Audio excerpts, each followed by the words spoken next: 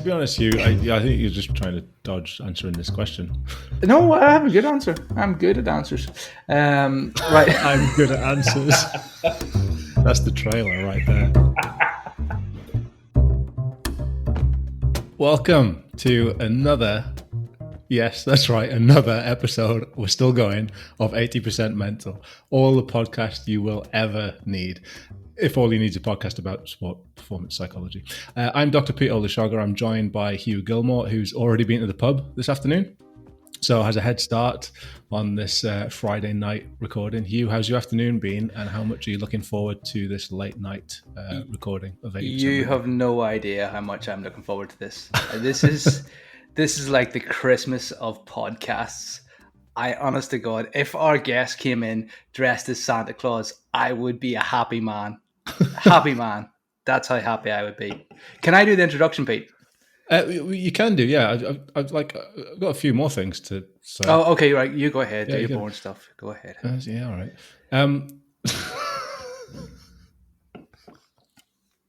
This is like, the Hollyoaks After Dark specials where it's basically the same, but someone says shit because it's after the watershed. I think that's what this is going to be like. Oh, no. Oh, shit.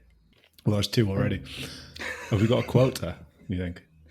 Probably 3. We'll cap it at 3. We'll let our guest have one.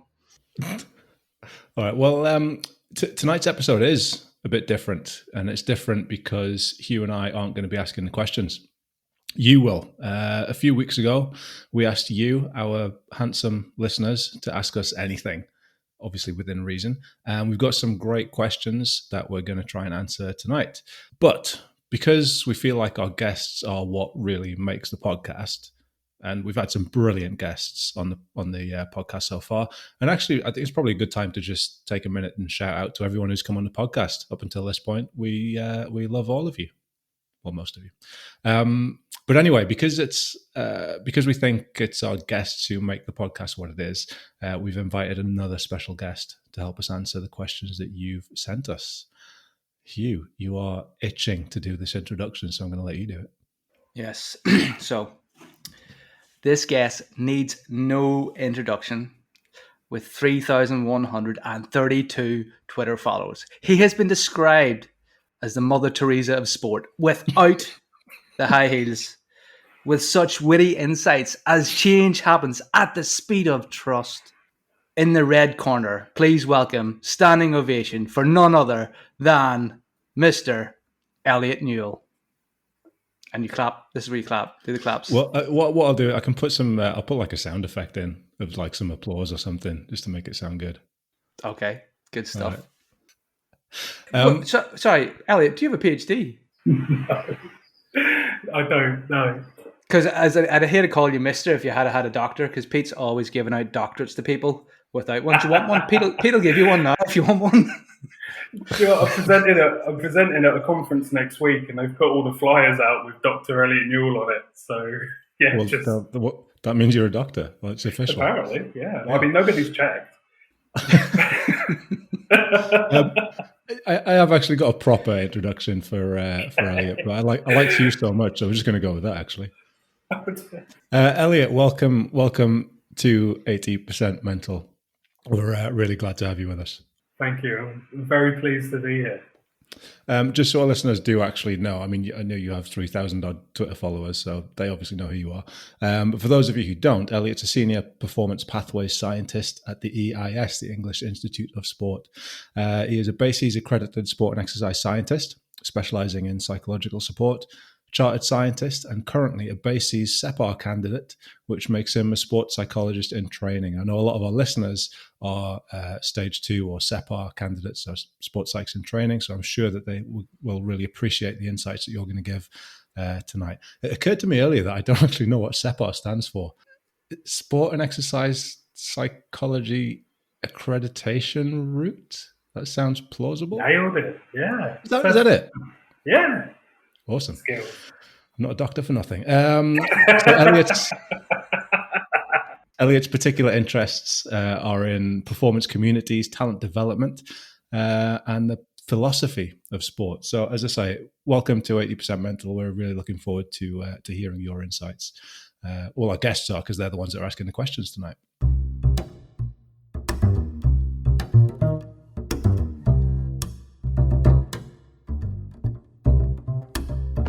first question then. This is the question that we got from Instagram, from the Ballroom Coach on Instagram. And what we'll actually do is we're going to tag everyone who's asked a question in the description for the episode as well. So if you want to go and follow them, please do that. Have a look in the description on the website, www.80percentmental.com.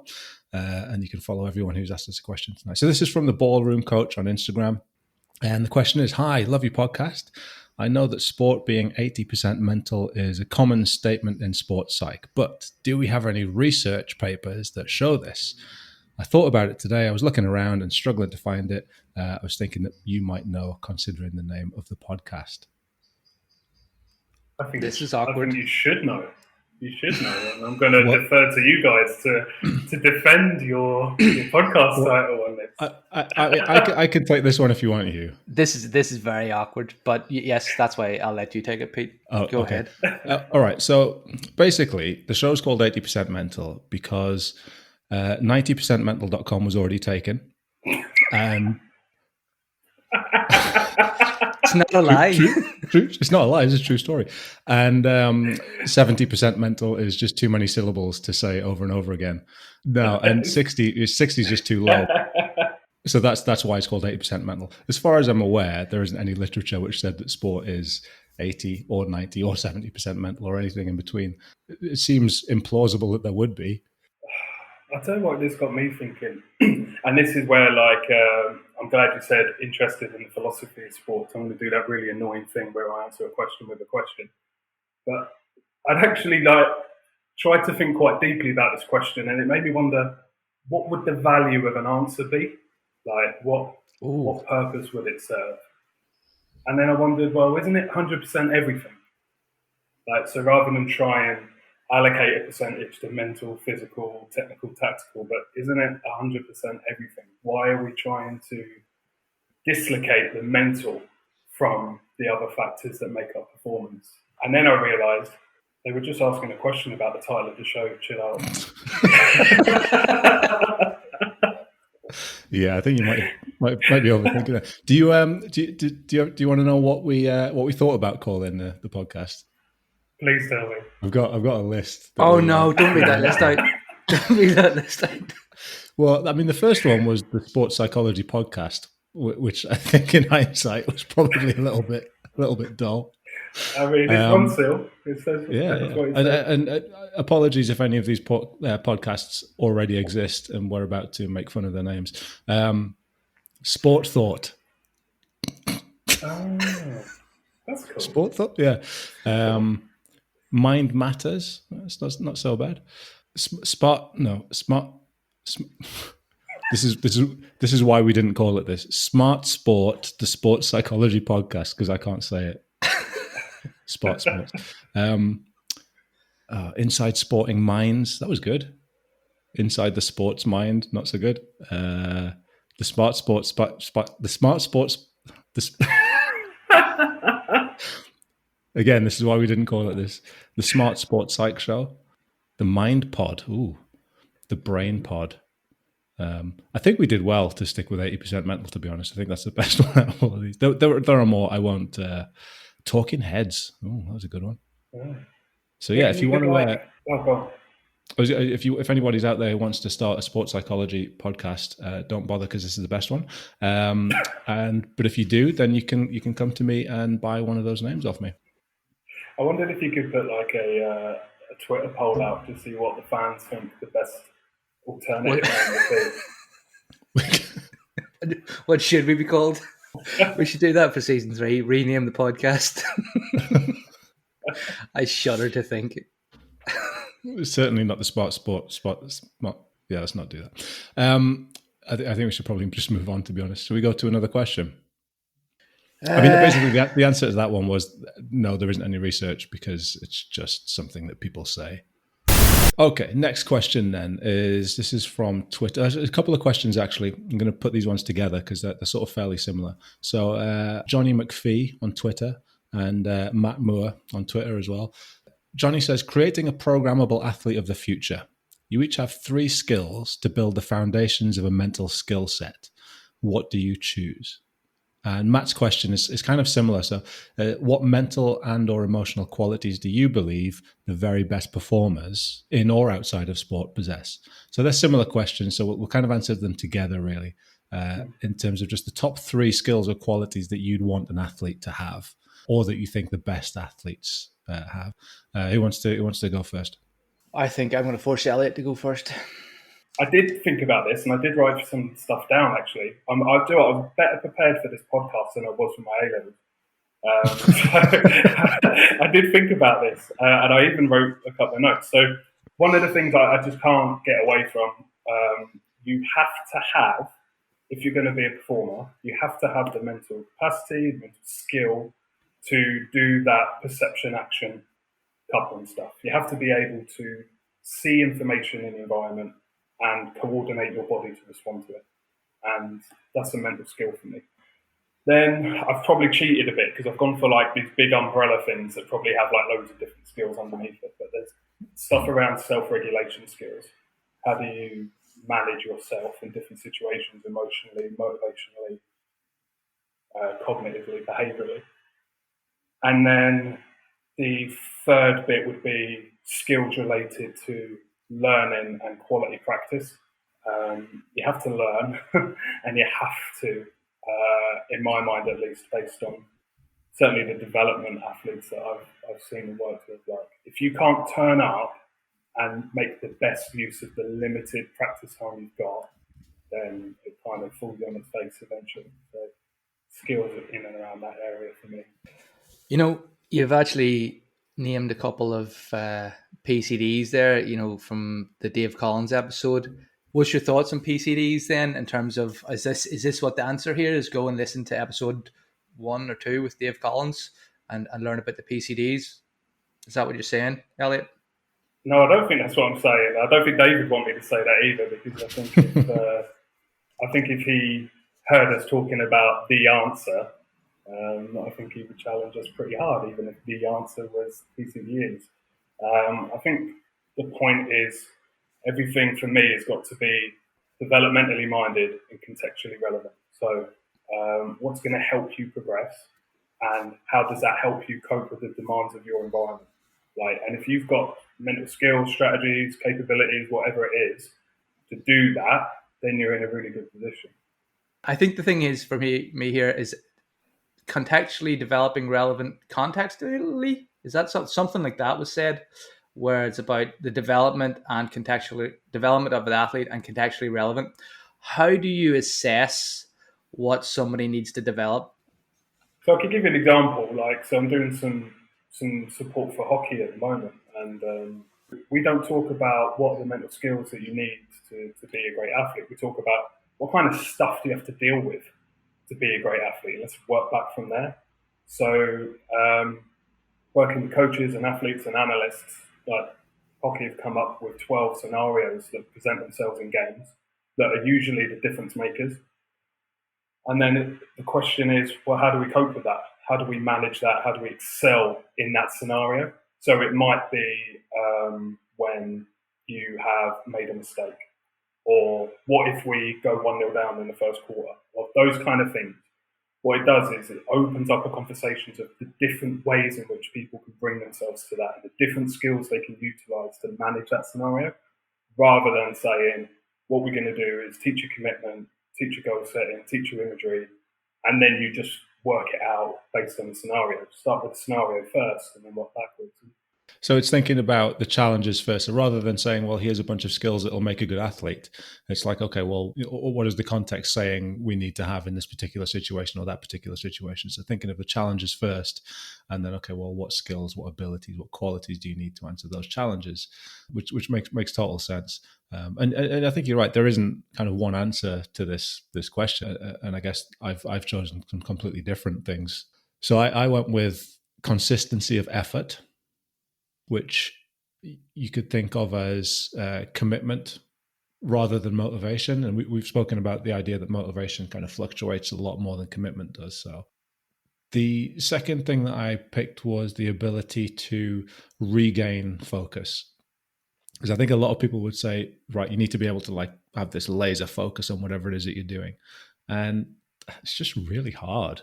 It's really hard to do that. It's really hard to focus on one thing for any amount of time. So for me, it's not about being able to maintain focus. It's about being able to recognize when you've been distracted, because we all get distracted all the time by, I don't know, the crowd, or like my internal thought processes, or like, oh, look, there's a moth over there, or, what am I having for dinner? And, we all get distracted all the time. So it's when can you recognize that and bring yourself back to where it is that you need to be? So the ability to regain focus. And the third one for me is about being well-rounded and having stuff in your life that isn't just about sport. Again, it's something that we've talked about on a few episodes, Hugh, the idea of identity, and making sure that your identity isn't just tied up in being an athlete. So having stuff going on in your life that's outside of sport and making sure that you're taking care of that is what I would want in an athlete. So by well-rounded, you don't mean fat? Depends on the sport. I think there's a lot here about actually, and I'm going to throw out two things. A chain is only as strong as its weakest link. And that sounds like one of these twee statements that people will say. But actually, if you look at how performance occurs, it is essentially made up of lots of little groups of things reacting to things in a non-linear way. So, for example, you might have a muscle that is being trained, and then as that muscle is trained, that muscle gets stronger, and then at a certain point it breaks. So it's non-linear. It's not like just continually getting stronger until it's as strong as anything in the world. It goes to a point of breaking, like a bell curve. So it's non-linear.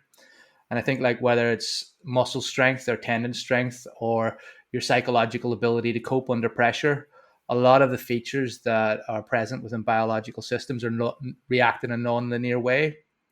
And I've used the analogy of, like, it's trying to, like, stacking pool balls up in some sort of like if you can stack them all on top of each other, that's what performance is, when everything's perfectly balanced, but it's so finely balanced that any one thing can break. And it might be your hamstring, or it might be your ability to cope with the emotional demands, or it might be your teammates' communication. So for me, performance is breaking down at certain points, and your job is to try and identify where the points are breaking and strengthen up the points that are continuously breaking until you can create some sort of stable structure.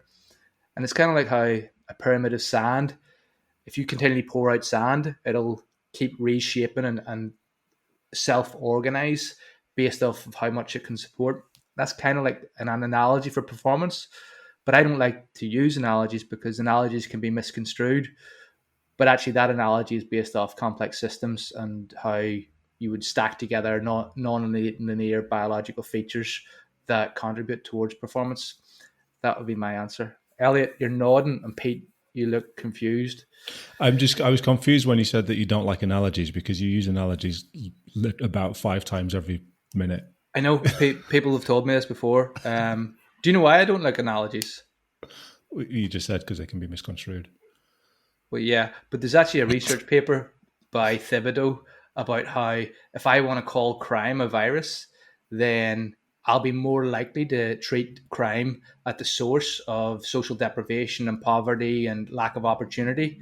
Whereas if I refer to crime as a beast, I'll be more likely to want to put people in jail and want to treat it more harshly and have harsher penalties. So the metaphors by which we understand the world can shape our decision making without us knowing. So that's why it's like if somebody teaches you something and he teaches you a metaphor, that's dangerous. You need to understand the science, but we can't understand the science because you only go a couple of layers deep until you're actually understanding the world by a metaphor.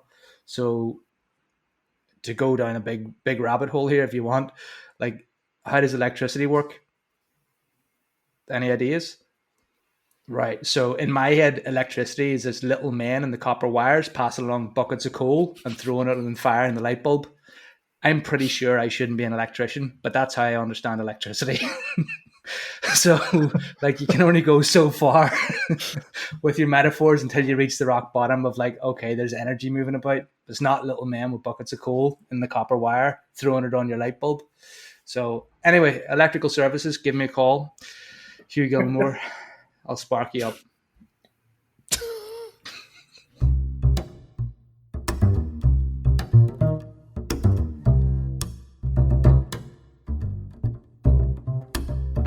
So you're listening to the 80% Mental podcast, where you, our listeners, are taking over and asking the questions. We're here with Elliott Newell, and obviously myself and Hugh. And our next question is from... I'm going to have to step in here, Pete, am I? You are, yeah. Why not? Why am I stepping in, Pete? Well, because I'm unsure as to how to pronounce that. Give it a go. I'm going to say Mocree. Mocree. Cree. So it's Ascailge, which means in Irish, Mocree translates as my heart. There you go. Ah. So Gra Mocree, love of my heart. It's a song about that. I can't remember the name of it though. Anyway, that's the extent of my Irish. Fair enough. The question is, so how much merit does the phrase hard work beats talent when talent doesn't work hard have when it comes to competitors who want to become elite or professional, funding, injuries, opportunities notwithstanding? And then for children, young people who also compete for fun, is there evidence that suggests that with support, they find their way to more serious competition as they have inner drive, grit, or is there any benefit to what some coaches might call old school pushing beyond comfort zones? That's at least 3 PhDs of work, I would say. Yeah. That's a big question. Should we take the first part first? Yeah. Hard work beats talent. Yeah, hard work beats talent when talent doesn't work hard. Is there any merit to that phrase when it comes to competitors who want to become elite or professional? Go on, Hugh. Well, I would say that me and Pete work very hard and are completely talentless at this podcast, and we are beating everybody out there. So thanks very much, listeners. Elliott, any thoughts?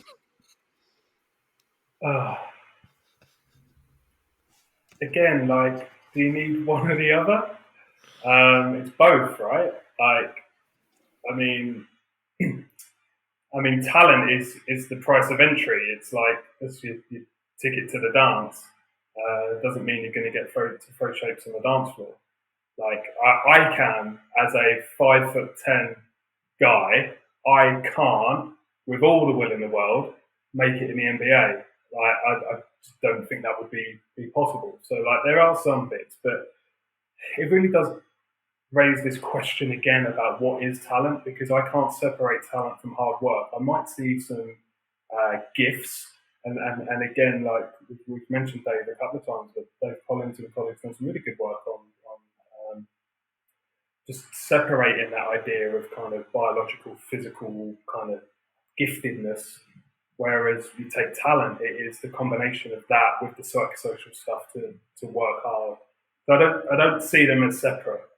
I also think you need both as well, because is there any examples of really truly elite high performers that we would label as talented that don't work hard?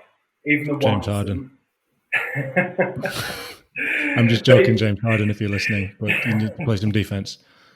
But even the ones that make it look effortless, like Federer and Bolt, and it's almost a kind of like bit of an insult to the graft they've had to put in to get to where they are. So, yeah, I don't know. Yeah, it's one of those phrases, isn't it, that kind of sounds good in principle. That if you don't have talent and you work really, really, really, really hard, you'll be more successful than somebody who has got loads of talent but just doesn't work hard. But I mean, again, you can kind of argue about what do we mean by talent, and we can kind of go down that route. But I guess, is it one of those phrases that makes talentless people feel better? Like, if you work hard, then you can, you can take the spot, or you can kind of beat out people who are really, really super talented, but don't work hard. And I'm not really convinced that that's true. Again, I'm being kind of like pithy here. Like you said, there aren't athletes out there or talented athletes who don't work hard. Well, no, they must have worked hard to get where they want to be. I mean, a certain level of hard. Yeah, but there are athletes out there who I would suggest. I watched the NBA during the regular season, and there are athletes who just dial it in from home every night until it gets to the playoffs. Is that working hard? I don't know. Well, actually, that might be working hard, Pete. I'm sorry to cut across you there. It's terrible skills as a psychologist to cut across somebody, but that might be working hard, because they're going, if I put my effort in now, I might fatigue myself, expose myself to risk of injury, and actually end up then not being able to contribute to playoff performance. So one of the determining characteristics of field sports players who are highly skilled, they run less than players who have a lower skill level because they don't have the ability to read the game as well. So if you're really good at reading the game, you'll actually cover less ground. So a common Paul Scholes, Matt Letitia. Yeah. So a common misconception then is when managers come in and they go, "Oh, look at Johnny there. He only ran 4 miles this game. He might have, done more passes and have more impact in those 4 miles compared to somebody who ran 11 like a headless chicken." So actually, the skill is not necessarily about hard work, it's about knowing when to work hard and what to work hard at. So I think this, to me, it comes down to that whole thing of judgment. So maybe and I don't like the phrase working smart, but that's kind of what we're talking about here. So maybe the phrase is smart work beats talent when talent doesn't work smart rather than hard. Maybe that makes more sense. I'm not a big fan of pithy phrases like that in any respect, but maybe that's what it is. Shall we have a crack at the second part of the question? Yes. So it was about children, young people who compete for fun. Is there any evidence to suggest that with support, they find their way to more serious competition as they have inner drive and grit? Or is there any benefit to what some coaches might call old school, pushing beyond comfort zones? Within our REBT, the idea of the ability to withstand and tolerate frustration, discomfort is of value. And I don't think anybody gets anywhere in life without the ability to cope with distress or discomfort. Like, if it's worth doing, it's not going to be easy. I mean, we do need people who are tough. And that sounds bad, but like, if you're going to crumble at the difficulties of life, you're not going to get somewhere. So yes, I'm all for creating tough situations, creating adaptations. Let's callous up their hands and their souls, but also let's not forget the idea that we need to support them so that they can adapt to that. It's not about breaking them down completely. So I think there's a bit of a phrase of high challenge, high support is one of these things that is often said. So I've no issue with pushing people hard, providing they are on the boat with you and going to the same place you are. Another metaphor, sorry. We don't have to have the same shared mental model, the same goal, but the path that we're both on has to overlap for us to be working together, whether it's coach athlete or coach team. As long as for that period of time there's overlap, that's fine by me. But yeah, let's toughen people up and work hard. That's what I say. Does it not always, or almost always, happen like that, where kids start sport because it's fun, and they play it because it's fun? I mean, I think, I think the question's more about, do kids who do that just kind of find their way to more serious levels of competition, or do they, like, is there something within them that pushes them towards that, or do they need that sort of external input, coaches pushing them, like you say, and kind of putting them under pressure and callousing up their hands and their souls, which is a just incredible phrase. Can they find their own way there, or do they need that? I think is maybe the heart of the question. Yeah, I don't really know. I mean, I'm quite hot personally in my coaching and my psych work on informed consent and permission, and like that's the kid's choice, right? Like, like part of the bit that we got to be careful of is like, who's saying that hard work isn't fun? Who's saying that overcoming challenge isn't fun? So, I would expect in almost all playful, learning, kid sport environments that they're going to set challenges and things to overcome. And like, there's an inherent joy in that. Like, I guess I don't fully understand the question, if I'm honest, but I think if the listener's interested in that, there's a whole ton of stuff on the development journeys of elite athletes. So there's a really interesting one by Goulbin that looked at a whole load of athletes and they mapped them out. So they had like a very small percent of like unicorns that just went all the way through, but the majority of journeys were non-linear and had at least 2 or 3 significant setback points. where people either regressed or stayed in a stagnant state before they moved on. So, yeah, that whole rocky road idea is pretty well publicised. I think the interesting thing about this is there's a lot of people get really bent out of shape about some of the stuff that goes on in sport, and that's fair enough. But of everything that I've done in sport, and I'm not in any way an exceptional athlete of any description, but I've played a number of sports and the reasonable enough levels that I'm happy with. And of all the difficulties that I ever faced, none of them were anywhere near the difficulties that I actually faced in life. I mean, since when is somebody in sport experiencing some sort of trauma that's bigger than what they face in life? Yeah, I think it's an interesting one. Like, there's some interesting research that looks at elite athletes and that they found life trauma. So you look at the Great British Medalist Study, you look at some of the stuff that Musaka and Dave Fletcher have looked at in terms of incidences of life trauma, Karen Howes. But then we have other evidences like Neil McCarthy's Super Champs paper that found actually the almosts and the people that got like a very good level of performance ended up having more incidences of trauma in their life, and the super champs, the repeat serial winners, had less. So it's all a little bit unknown, but there's definitely a bit that points to the value of encountering challenge, finding ways to overcome, and if we pay attention to some of Dave Collins' work, it's around really accelerating the learning that happens in that when you prepare well, have a well thought out dose of challenge wherever possible, and then the reflection and learning that happens afterwards.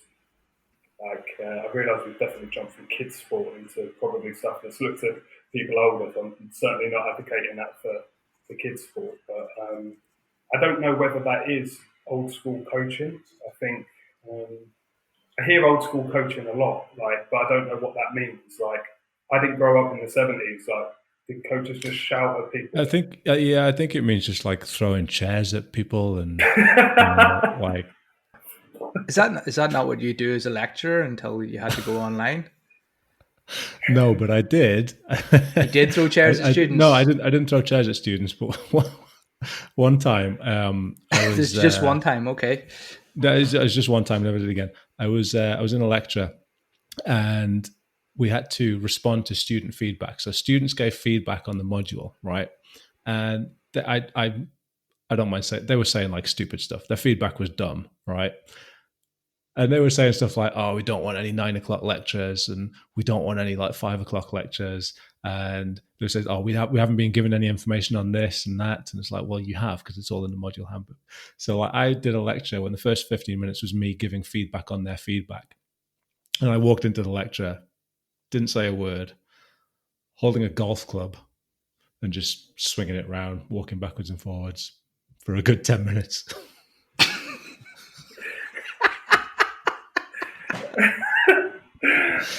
In fairness, I was doing a class straight after, which was a golf putting lab class. So there was a reason that I had a golf club, but I just thought I'd just walk around just being menacing for 10 minutes and see what they did. And that's how you expose people to stress. Yeah, and then I told them that their feedback was dumb. You know, I'm going to throw in on top of this, right? I don't know how to follow that. I'm just going to just sidestep that. I don't know how to follow that at all. But I'm going to sidestep that back to the actual question. And there's some interesting research on gamification. Gamification is essentially what computer boffins call learning. So if you think about computer games, what happens? You play the computer games, you go along, you collect all these little rewards, you're like, yay, little rewards. And then every so often you get a bigger reward, like a medium type reward. And then every so often you get like a mega big bad reward. And then you fight a boss and then you get another big reward. So there's like incremental levels of reward from how people learn video games. And what happens when you mess up in a video game? You go back to the start again if you thought it was fun and you play because you want to. And there's a lot of lessons can be taken from that in sport. If you think of a coach, like, you know, where's all the little rewards for the successes? What are the bigger challenges? What are the bigger challenges again? What is the big massive challenge? Where's all the rewards? And I kind of go back to the start and play again because they want to. And I think that's interesting because in sport, it seems to be like this, get to that level. Now you're at that level. You can't go back. You can't go back to this playful, fun, kind of like little rewards and all that stuff. Maybe if coaches started thinking like, if this was a computer game, how would I set this up? We might have a lot more kids interested in sport. So that's what I would say about that. I like that. Because if you think about how computer games actually work, and this is me being a total nerd now, is that even if you get past like the big boss, the next stage is harder, but you don't start at the same level as what the big boss was. You take a few steps back and you kind of build up to it again. So even if you are advancing a level, even if you have kind of accomplished that really big challenge, like the next stage isn't to just progress from where you are, it's to just have a little step back and come back to the bits where you're just enjoying what you're doing and building up those little challenges again. So is this why you brought in Tiger Woods in your next class, Pete? Less said about Tiger Woods, the better.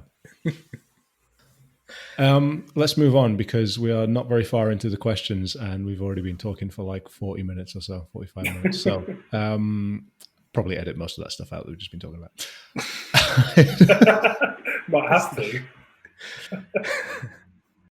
Our next question is from Nick Coley. It's a good one. I'd like to know, Nick says, what, if any, skills, interventions, or programs that you've used with your clients have you used personally? Which have you found most useful, and why do you feel they were useful? So none then. Okay, I can go first with this one if you want. I think for me, the first one would be getting into meditation and the idea of mindful acceptance of internal experiences, thoughts, feelings, sensations.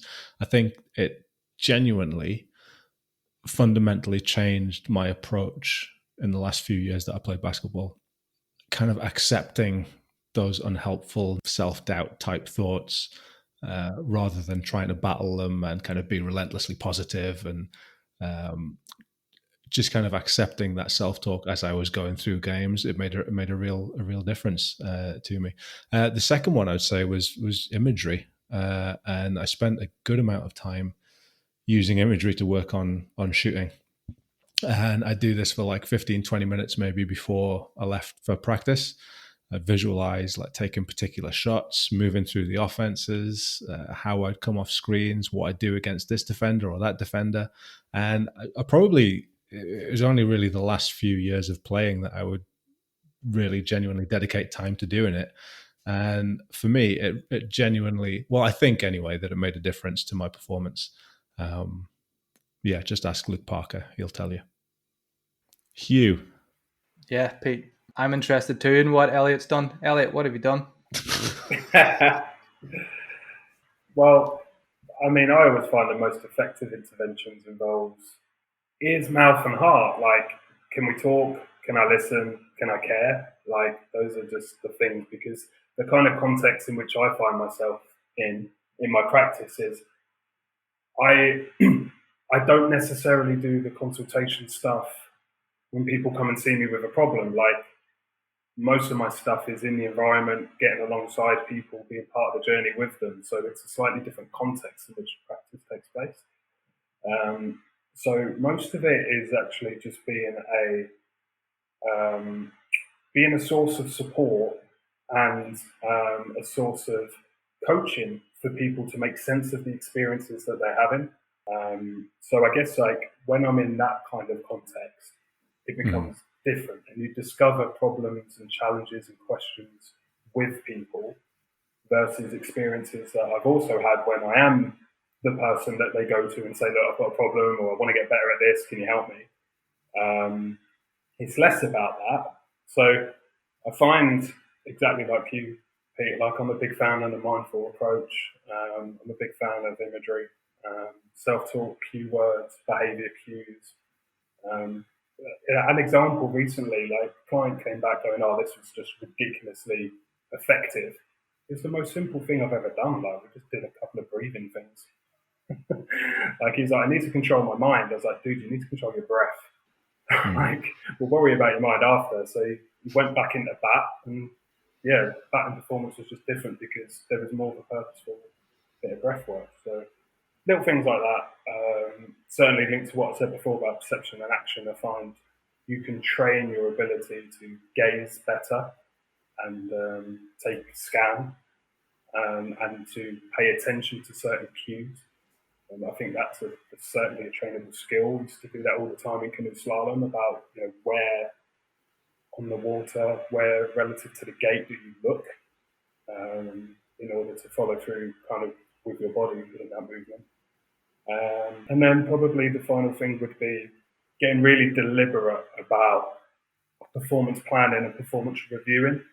Like, there's so much more than just rocking up, warm up, do the training, go home and rest. Like, if we're trying to accelerate performance, then we've got to find ways to be purposeful for that training, have psychological ways of making sure we get the most out of that training, and then just squeezing the sponge for all the learning that we can get.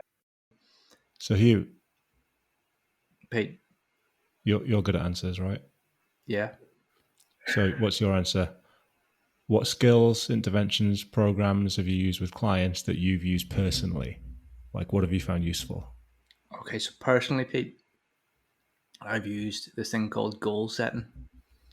And it's kind of funny because, people go, oh God, smarter goals. No, I actually hate smarter goals. And there's a paper, which is something I say a lot of the times, by Shepherd, which talks about, will the real goals please stand up? Kind of like the Eminem song. So that's a good reason to read a paper. I didn't know there was a rapper named after sweets, but there is. Anyway, the point being that with goal setting, people often go down the smarter route. But there's a thing called Sarah and Connolly, Sporting Body, Sporting Mind. And it's like a book from the 1980s or something. And it's got a really lovely goal setting technique in it. It's very simply spend 5 minutes, write down everything you want out of life. Spend 5 minutes, write down everything you want out of the next 5 years. Spend 5 minutes, do the same for 1 year, do the same for 6 months. Then go through that list of things. You'll find that after 5 minutes, people are stuck after a minute. They write down everything they want out of life. Marriage, kids, dog, Tyrannosaurus Rex, whatever it is. They write down all the things they want. And then they're stuck after a minute. They've got like 4 things down. Like, yeah, it's all there. T-Rex and everything. And then they move on to 1 year and the 5 year and the 6 months, they do the same thing. And you prioritize it. You're only allowed to pick 2 things from each page that you've read on as A goals and 2 things as B goals and everything else is C goals. So then what you'll find is there's probably some sort of prioritization line between like what you need to do over the next 6 months, over the next year. And I think this is where, for me, goal setting falls flat on its face most of the time, because people actually do goal setting in relation, let's set a goal about a thing. But it's not. It's a goal about how you spend the entirety of your time in your life. So you have to prioritize it along with getting your goddamn dishes done and cleaning your room. So like, you need to be able to prioritize. And that, I think, is the biggest skill set from that goal setting exercise that I learned. The other thing that I think really works, as an athlete, I've done lots of imagery, lots of pre-performance routine. That's solid stuff. But I really like RIBT. And when I was training in RIBT, I was told by a class dude who trained me, he said, if somebody uses a therapy on you, but they wouldn't use that therapy themselves, then you shouldn't be doing that. And I really like RIBT because, like, I'll do it all myself. I'll come up with a problem and I'll talk to my partner about it. And I'll be like, the questions, ask me the questions.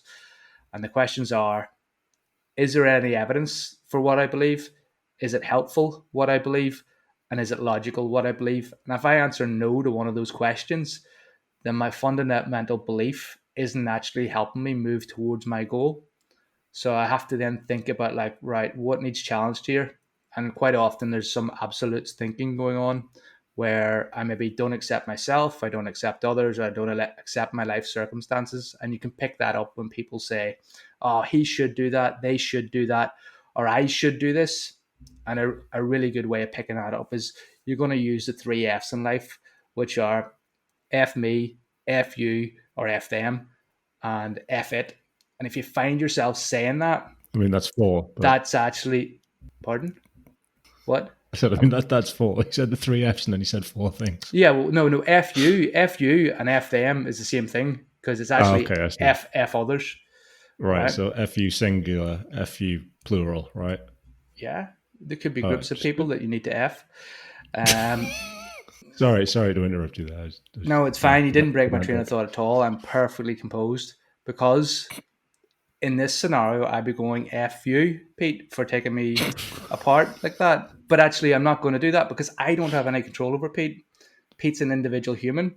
So I can't say Pete should not interrupt me. I have to say I would prefer if Pete should not interrupt me. But if he does not, then I will be able to come back with a really witty remark and actually elucidate how RIBT fits in. And that's a big thing. Identify the shoulds related to the three Fs and then stick a but at the end of your should and you can rip apart your fundamental belief. So yeah, get some RIBT, rub that all over your lovely steak and it'll taste a lot better. Or your life. I don't know. I'm going to move on. Stop. Edit. Cut. All those words.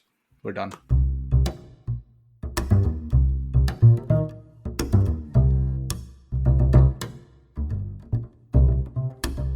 You are listening to the 80% Mental podcast, and this is the listener takeover. You guys are asking the questions.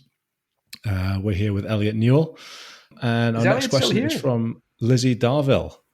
And the question is, what sports psych stuff do you think is most helpful to us mortals to improve performance in competition, sport, work, life? So I guess the kind of main part of this question is, if you had a friend who said they wanted to improve X, where would you get them to start? Elliott, what would you say to this question? If you had a friend who wanted to improve whatever, like, where would you get them to where would you get them to start?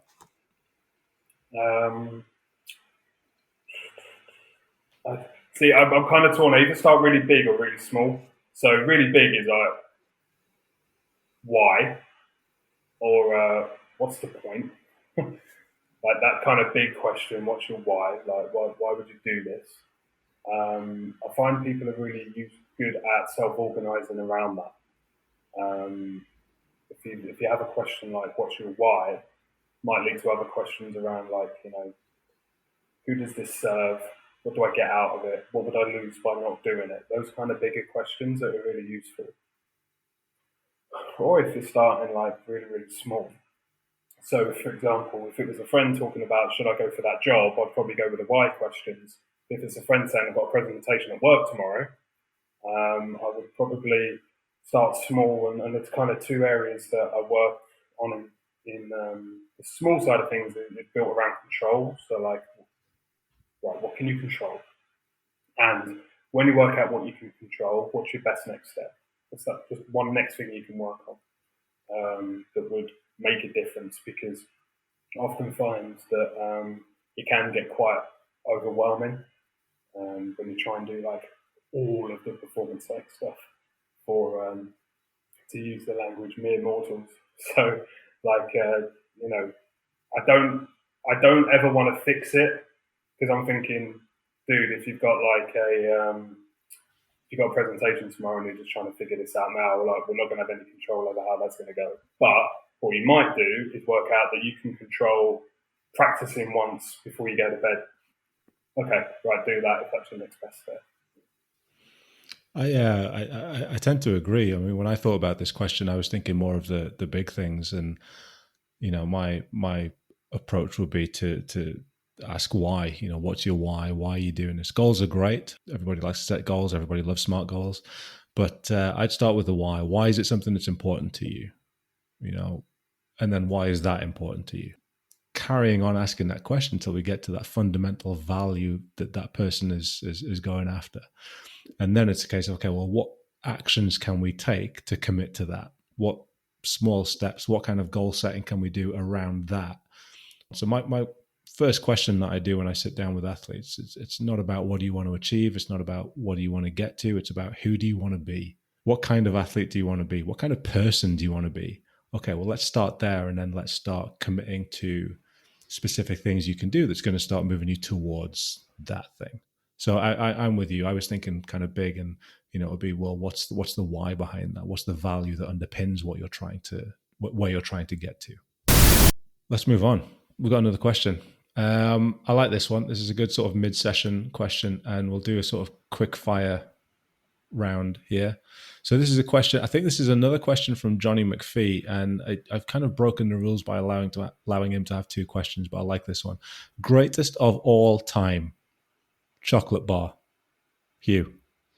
Mars bar. Elliot. Boost. A Boost. Oh, that's a good choice. I like that. Actually, I want to choose my answer now. You want to change it to a Boost? I do. I don't know. I don't know. Shit. I'm indecisive.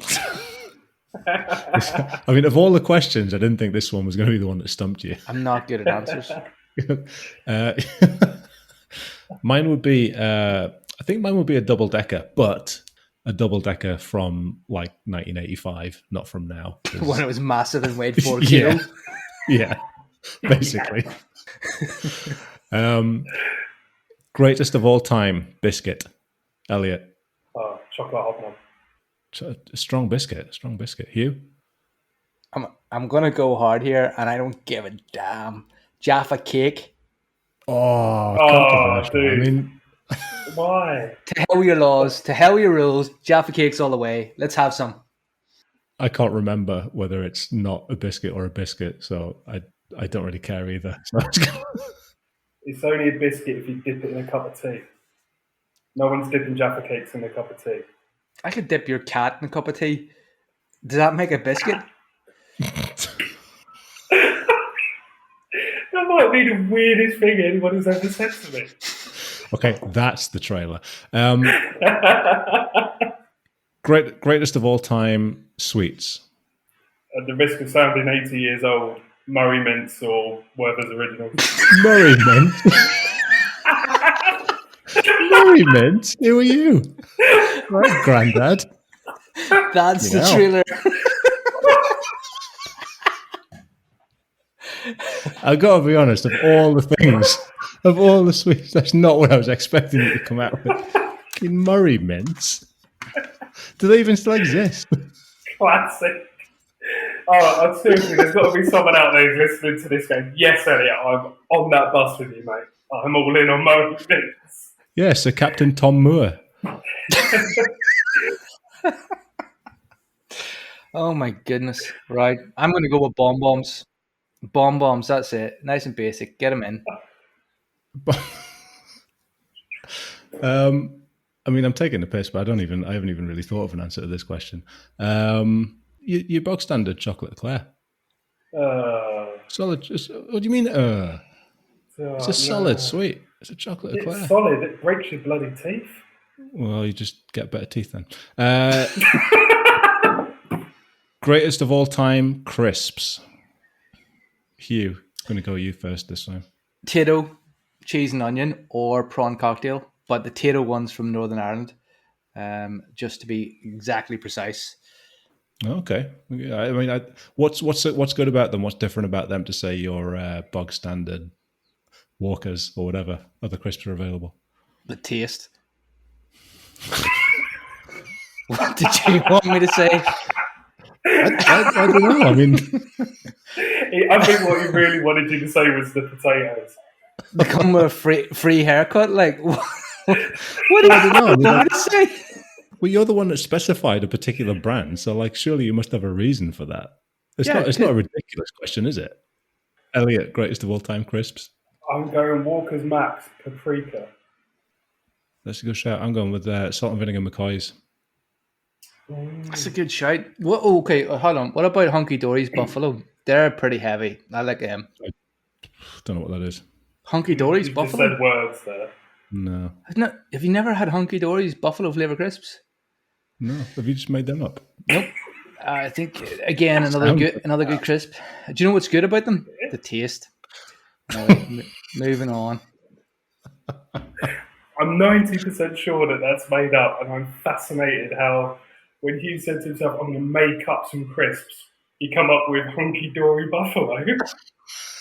I mean, that's a thought experiment in itself, isn't it, right? There's got to be someone out there that's determining a personality based on that. I've just got visions of our listeners like Googling Hunky Dory Buffalo and seeing what comes up. So, for all our listeners who are now Googling Hunky Dory's Buffalo crisps, I honest to God, if these don't exist, I must be in a state of psychosis throughout my entire secondary school life because they are wonderful, good crisps. Well, get it on your phones. Google. The guys are on their phones now, Googling. You know what their faces are going to look like? Oh my God, they actually exist. That's the thing. That is, wow. Wow. They cost £2.50 a bag off eBay. Don't buy crisps off eBay. I mean, postage. There must be antique ones or something, like They antique must be from crisps. the 80s. That's not where you buy crisps. Oh, you can also get them in Asda, apparently. Go. Interesting. I learned something new today. Well, if that's one thing that we've learned from this podcast, then we've done a good job. Greatest of all time beer. I think it's impossible to answer this. But you could try. I just love them all.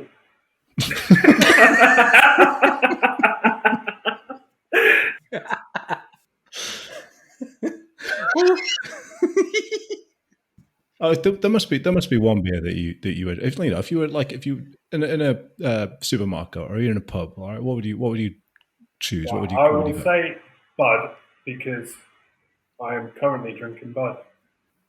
Fair enough. Hugh. The best beer that you can have is the one that you have with friends. So the one I'm having right now. Isn't that cheesy? Do you like that? Oh, that's a lovely answer. Where are your friends?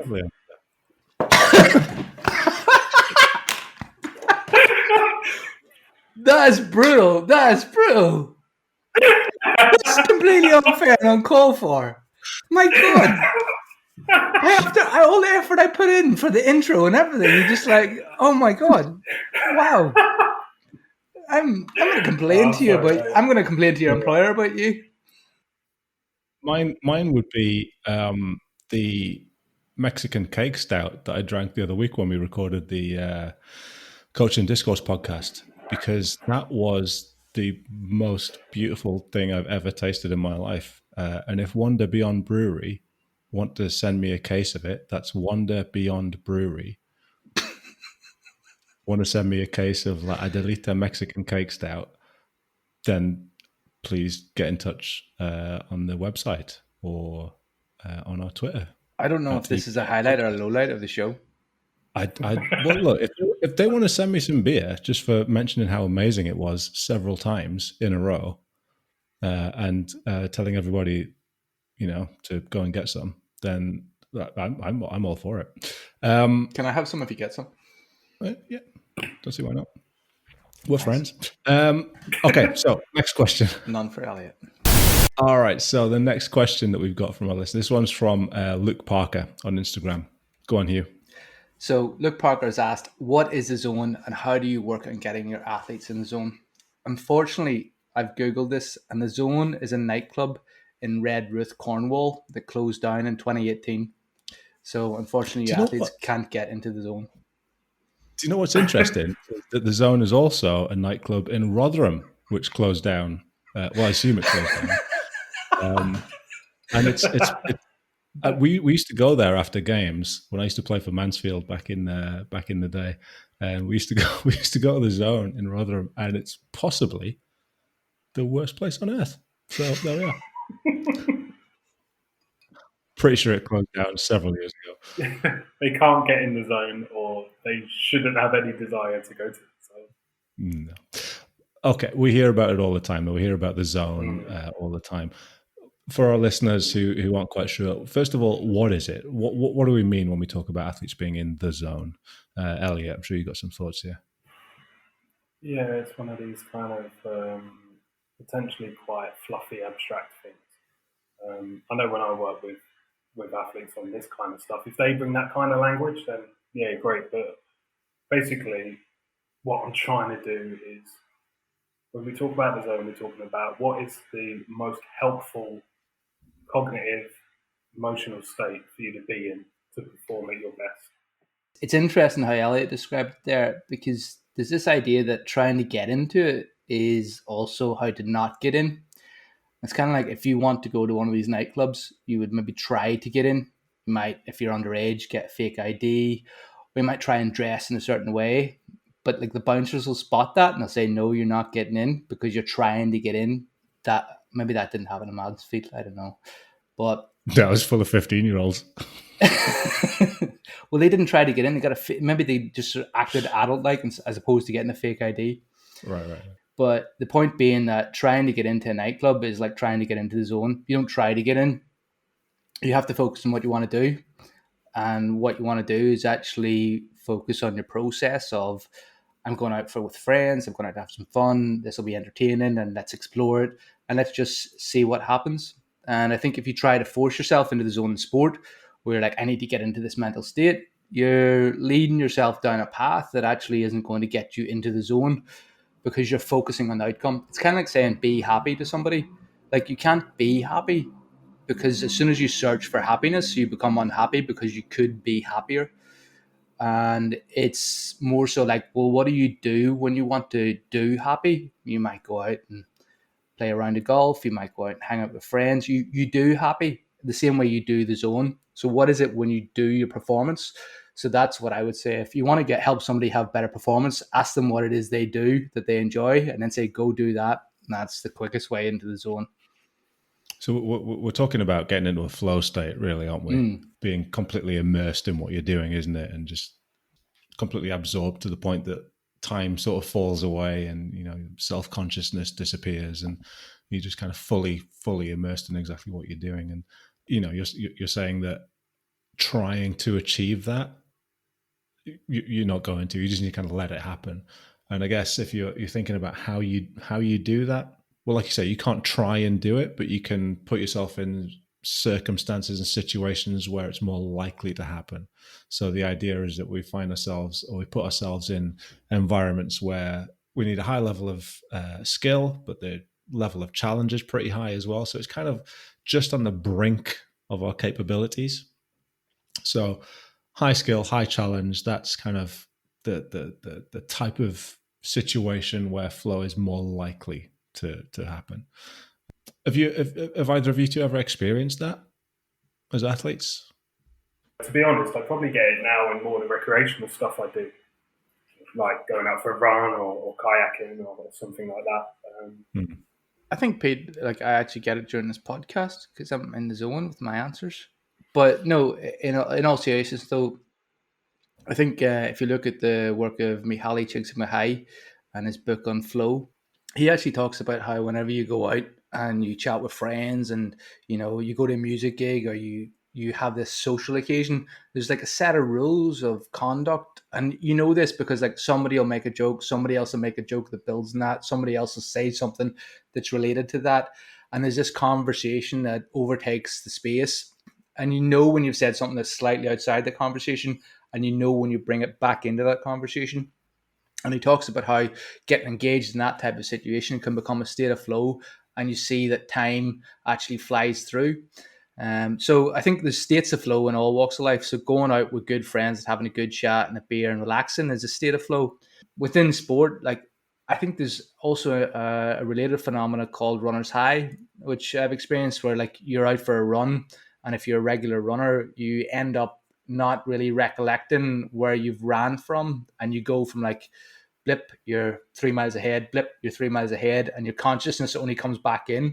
And I remember one time, I was actually, in a sense, it was quite scary because I was like running along, and then I got this sensation of this like massive gust of wind, and then for whatever reason, I realized that not only had I felt the massive gust of wind, by the time it had passed me, it had gone out of sight because it was windy country roads. But a big lorry had just gone past me and sort of like brought me back into like, oh, you're running the roads. Yeah, things like that have happened before. But I also think like within psych sessions, like if you can get, you know, if you've done a lot of hours, I think actual psych sessions can be quite flow-like because you get into the state of knowing maybe what they might say next and how you know you've got a couple of options, kind of like a chess game, because that's what a psych consultation is. It's like, what's your next move, what's their next move, and how are you going to respond to that? So again, I experienced states of flow within conversations in psych, which is quite cool. probably also important to recognise that we talk about the zone, but there's multiple zones. Like I've worked with the same athlete, different events, creating a vision for the type of mindset that's going to be most conducive to that performance. I like the recommendation to not go chase it. I wonder if what we try to take control of is the way that we want to show up. And if flow happens, then what a great experience that is. But equally, if flow doesn't happen, again, what a great experience, but just a different one.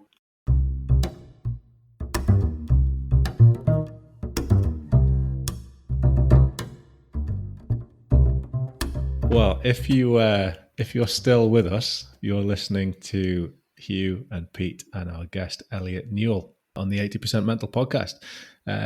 We'd love to hear your thoughts on some of these questions. This is our listener takeover episode where you are asking the questions, and we'd love to hear what you think. So you can get in touch via our website, 80percentmental.com, or you can tweet us at EPM Podcast. We're also on Instagram at 80% Mental. Again, 80% Mental is all words. We'd love to hear what you think. So our next question is from Caroline M. Hughes on Instagram. And she asks, how do you start a conversation with an athlete about nerves? Okay, so nerves, right. Actually, do you know what you could do, Pete? I would go back and look at what Josie Perry and Joe Davies talked about in one of our previous episodes about dealing with anxiety, because anxiety is also a synonym of the term nerves. But essentially, if you want to get down to the basics of it, nerves is no different from excitement, other than the cognition. So somebody might be having the idea that they are somatically excited, where they physically feel their heartbeat, or where they cognitively might feel nerves, where they're thinking, oh no, I'm nervous. So I think in both cases, something what Elliott mentioned earlier was actually just taking a deep breath, and a couple of deep breaths is a really good way to combat that. And I would talk to them about how when they breathe, they actually reduce their ability to be nervous. And specifically, there's research on how when you breathe in through your nose, that down regulates your hypothalamus and causes you then to reduce your ability to be in that fight, flight, or freeze stage. I'm not getting that, am I? It's like 3 Fs or something. It was close enough. People know what you mean. You didn't hear it. It was fast. And if you think about this, right, I want listeners, scary thought, but I want you to imagine that you're at home at night and then, wah, I jump out of your wardrobe and shout, boo. The first thing you're going to do is you're going to go, big, deep mouth breath. And actually, the research shows that if you do a big, deep mouth breath like that, that induces like a upregulation of the hypothalamus and actually increases learning, because whenever you do that, that indicates that you're in a state of shock and there's some sort of surprise that you should go, oh no, this is danger. So your brain actually remembers more when you go big, deep in breath through the mouth, but then obviously through the nose, nice and slow, down regulates your hypothalamus. So that's what I would talk about with people with nerves. I don't know. Elliott, any thoughts on that? So just to jump in there, what you're saying, Hugh, is that when you hide in someone's wardrobe and jump out at them in the middle of the night with your hunky-dory buffalo crisps, they should breathe in through their nose rather than through their mouth. No, if they breathe in through the nose, they're in a state of shock. But if they breathe in through the mouth, they're in a state of shock of like, oh, this is terrible. Whereas if they breathe in through the nose, like, they get the delicious smell of hunky-dory buffalo crisps. It's a calming state through the nose. That's what I said, in fairness. I said that the right way around. Yeah. I tell you what, I've done that annoying thing again where someone's asked a question and my first instinct is to ask a question. I'm like, why would you have to start the conversation? Why? That sounds like that's on your terms. Okay, well, I mean, let's imagine a situation where you clearly can see that an athlete is experiencing nerves or anxiety or self-doubt or whatever, but they're not coming to you as the psychologist, or they're not kind of speaking about it, they're not dealing with it. Like in that situation, maybe you might have to, or maybe you might want to, not have to, initiate a conversation about it. Let's kind of put ourselves in that scenario. Like, how might you go about doing that? Or would you go? Or would you do that? I don't think I would. I've been in that situation a bit. It kind of feels like you're putting your superhero cape on and coming to save the day, but nobody's asked you to. I always think what you've always got in your back pocket, whether you're a psych or anyone else in your environment, you've got the how are you question. You've got the how was that experience for you? Because I'm presuming if you're there watching it, you're part of the environment, you might not it might probably won't be a weird conversation for the athletes to have. I've always taken quite an exploratory counselling approach to conversations. So I definitely wait for doors to open and requests to be made before coming in with, I'll tell you what you need. You need me to teach you how to breathe. That's how that can get that better. Yeah, of course. Hugh, you have some thoughts here, yeah? Yeah, actually, I've just realised I jumped into a bit of a monologue about science. Don't ask the question about nerves. Ask the question about calm. Hey, let's talk about you, about being calm, composed, and under control. What does that look like? And go from there. There you are. That's your answer. Also, the last bit on that is because I guess the how are you bit can be a little bit, it can lead to closed doors.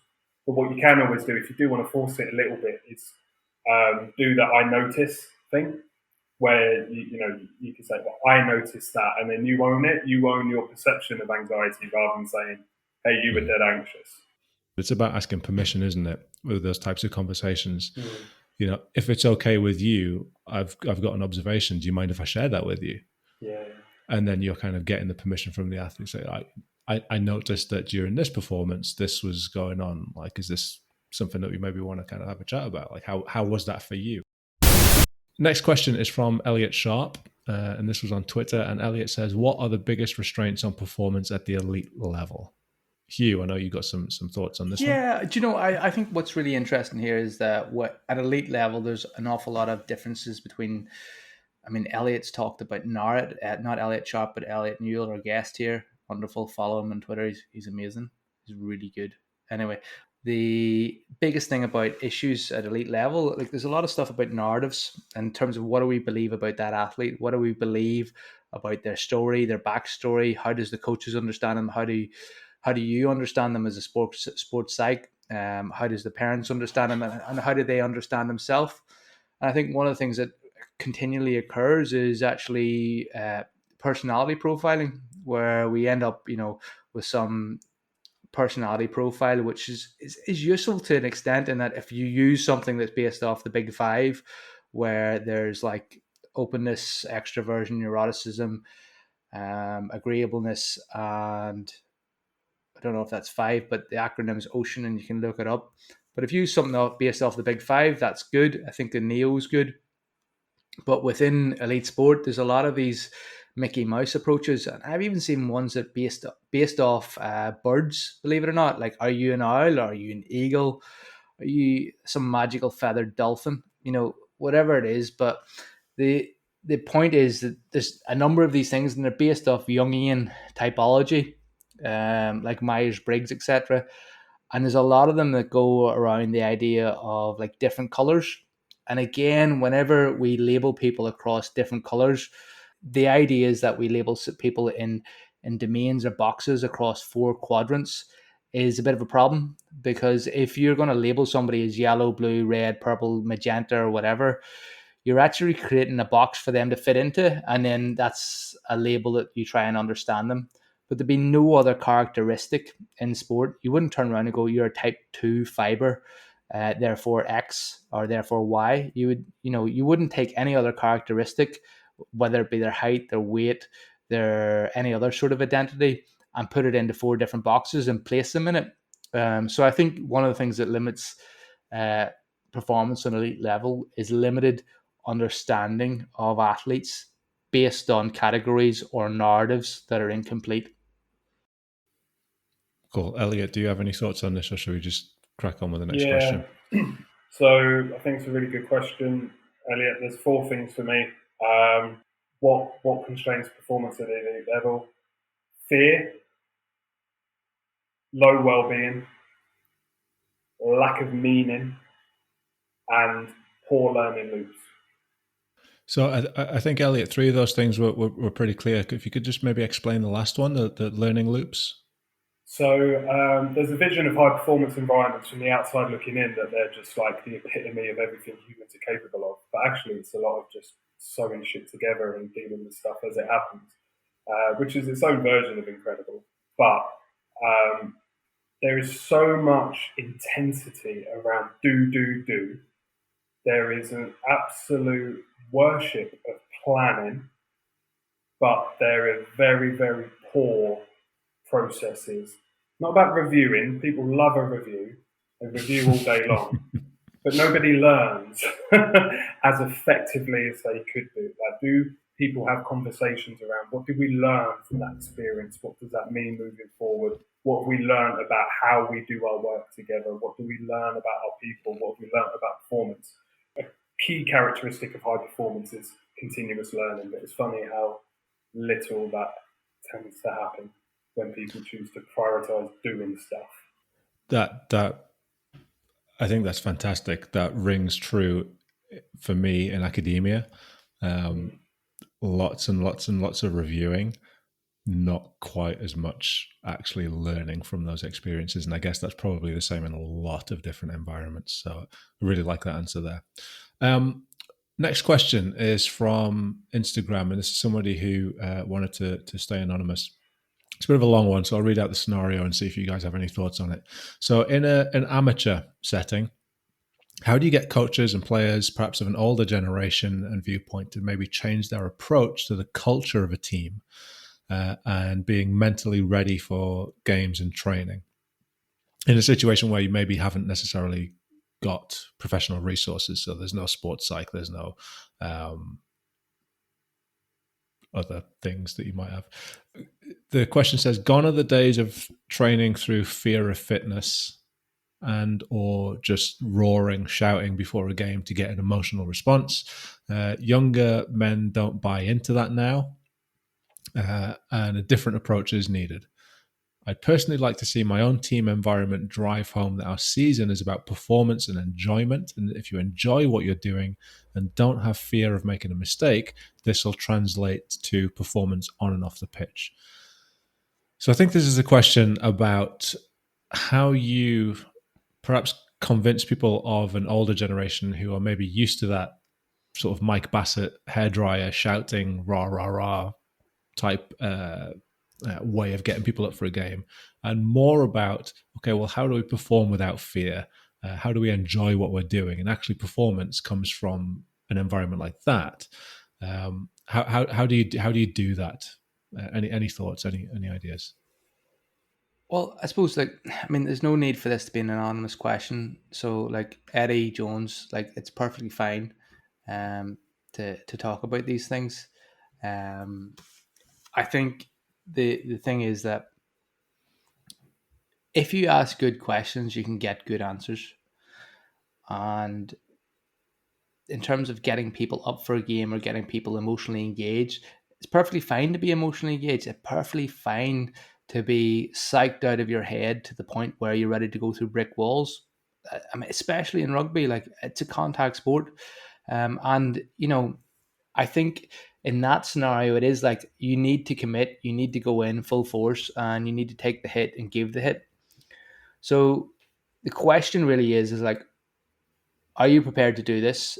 How do you not want to do this? How do you want to do this? And then what can you do to get yourself closer to the way that you want to play? And if you ask all those questions to an athlete, they're going to come out with answers that say well, I just need to commit to it and go through a brick wall. And the point, I think, is that there's hesitation about perfectionism. And your job as a coach is to say, look, I don't care if you make mistakes. I care if you don't commit to what you're doing. So if you commit to an action and you make the wrong action, but you're 100% committed, that's fine, because you're not going to get hurt in a tackle if you're 100% committed, and you're not going to have that big a negative impact if you're 100% committed, because the other person on the other end is going to know that you're there, and that's a good thing in my book. Whereas if you're hesitant, trying to be perfect and trying to be precise about these things, you're in a state of overthinking what you do. So my question is, as a coach, what questions do you need to ask? And very simply, in my book, a simple skill for motivational interviewing is creating discrepancy. How do you want to be? How do you not want to be? What do you need to do to get to where you want to be? And then very quickly, you'll find boys are ready to go through brick walls, because that's the right thing to do, and that's the right way to be. And Eddie, best of luck in your World Cup campaign. Elliott, have you got any thoughts on this? Well, just I just wonder, there's a lot of kind of like looking at something from a deficit lens there, and I just wonder like what would change in your perspective if you believe that everybody was doing the best they could with what they've got, and what could you learn from older people, and how might you share what works and what doesn't work for you? You know, be brave enough to have that conversation around like, okay, look, I see you really trying to motivate me. But like, I'm Gen Z, I don't get motivated by that stuff. Or whatever it is. Definitely don't say that. But be like, okay, that's fine. But you know, if that's your intention, let me talk to you about ways that I think might actually be better. So it's coming at it from the perspective that shouting and trying to get an emotional response and trying to get people, it's coming from the perspective that that's inherently a bad thing, whereas actually it's potentially not. There are maybe some positives or some things that we can take from that, some things that might work for some people that maybe don't work for other people, but it's about having those conversations and being able to have those conversations honestly. And I guess that comes back to Hugh's point, which was just knowing how to ask the right questions. What is it that you need in order to perform well? And you're probably going to get a whole range of different answers from different people in your team, from coaches as well as from players. Pete, you've been playing basketball for years. You're bound to have been experiences where you're kind of thinking, you know, that player like Todd Cawthorn, whatever you call his name from episode whatever it was back in the day, but like he's bound to being a slacker. I've listened to what he said in the podcast. Like, how would you go about interacting with your teammates as a player? Because you're a psych and you've been a player. Like, is there anything that you've done that has been influential, improved performance, or made it worse? Do you know what? It's about knowing the people who you're working with. And if you take the time to get to know them and understand their tendencies and understand what they need, then, you know, there isn't a one size fits all. There isn't you can go into a changing room and give a rousing speech trying to get people fired up for a game, but some people aren't going to buy into that. But if you know that, then you approach them slightly differently. You just need to treat people like individuals and learning what works for some people and what doesn't work for some people. I mean, it sounds like really straightforward. And that's because it is. It's just treating people like they're actual people and not one homogenous group that you can just shout at and expect them to perform well. And I'm the same. It never worked for me. Having somebody yell and scream at me, that just didn't motivate me. I was always preferred to be just like calm and chill. And, you know, I used to enjoy warm-ups. I used to have a laugh. And if I wasn't laughing during a warm-up and joking and messing around, then I wasn't going to play well. And some people would look at that and think, oh, he's not taking it seriously, he's slacking. But that's what works for me, you know, and having a coach that understands that, those sort of individual tendencies, I think is really important. So just get to know the people that you're playing with, get to know the people that you're working with. Know your people. Know your people. Know your people.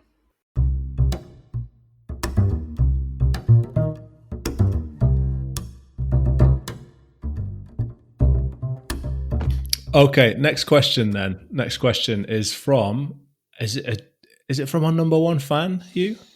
It is our number one fan, and I am pleased to announce Dr. Laura Martinelli. We should get Laura on.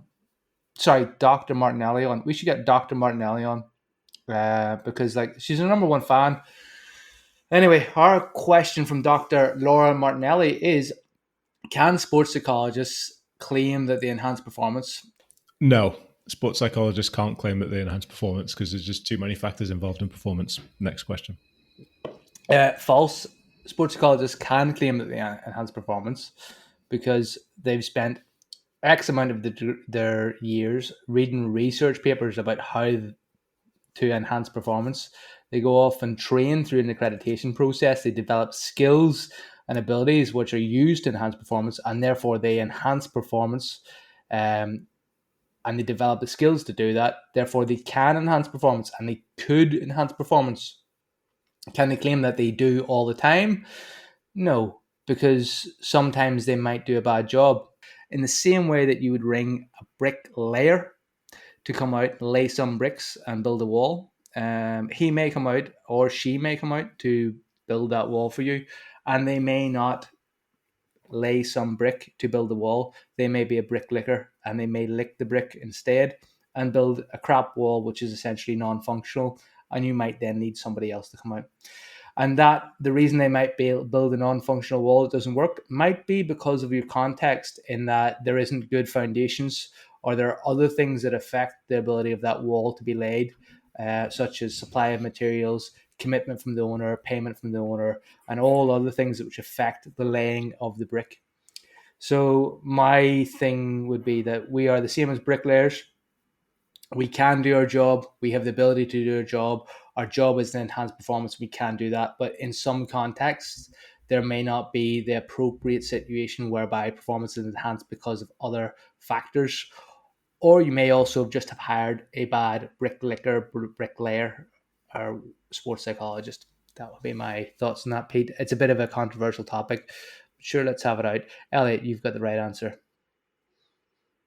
I don't know if I've got the right answer, and I'm just mulling over whether or not sports psychologists might invest some time in reflecting on the anxiety they have that's driving that question. So I kind of lean into what a lot of you said there, Hugh. I think there was training, there was skill, there's expertise in evidence-based methods and strategies and skill development. But yeah, I'm just kind of really curious as to why someone would be so desperate to evidence that they enhance performance. I've never seen it more than a contributing factor. You are part of something. It just speaks to a really certain kind of ontological and epistemological position around like what it is that we do as practitioners and professionals. And if you're seeking a clear-cut, evidence-based, nice straight line that can take your intervention to performance impact, then I really wonder whether you'll ever find that. Whereas if we're able to embrace something that is nonlinear, complex, and dynamic, and recognise our contribution to the overall effort, collective effort in enhancing performance, then I wonder if that might be a more fruitful way to go. And to be honest with you, this is the exact reason why I got out of consulting, because I didn't think I could sit there one-to-one, do 6 weeks of CBT and improve someone's performance as much as I could do getting a job in the sport and being there day to day and working it all out collectively with coaches, practitioners, and athletes. And I think, Elliott, that's why I was so quick to say no. We can't claim that we enhance performance because, as I said, there's so many other factors. It's a really complex pathway between what a sports psychologist will do sitting down with an athlete and their performance, their ultimate performance on the pitch or on the field or whatever. So I think, to put that question in context, there's a couple of follow-up questions. And this is the idea that, mental coaches, thought wizards, mind gurus are doing better than sports psychologists. So, the other questions that have come in are, should sports psychs be more aggressive in their marketing? So I guess that kind of puts that, can we claim we enhance performance question into a bit more context. I don't know if that changes your thoughts or if you've any additional thoughts based on that, Hugh. Yeah, so a sports psychologist who's been through the process and has HCPC accreditation is as qualified as a clinical psychologist within their domain.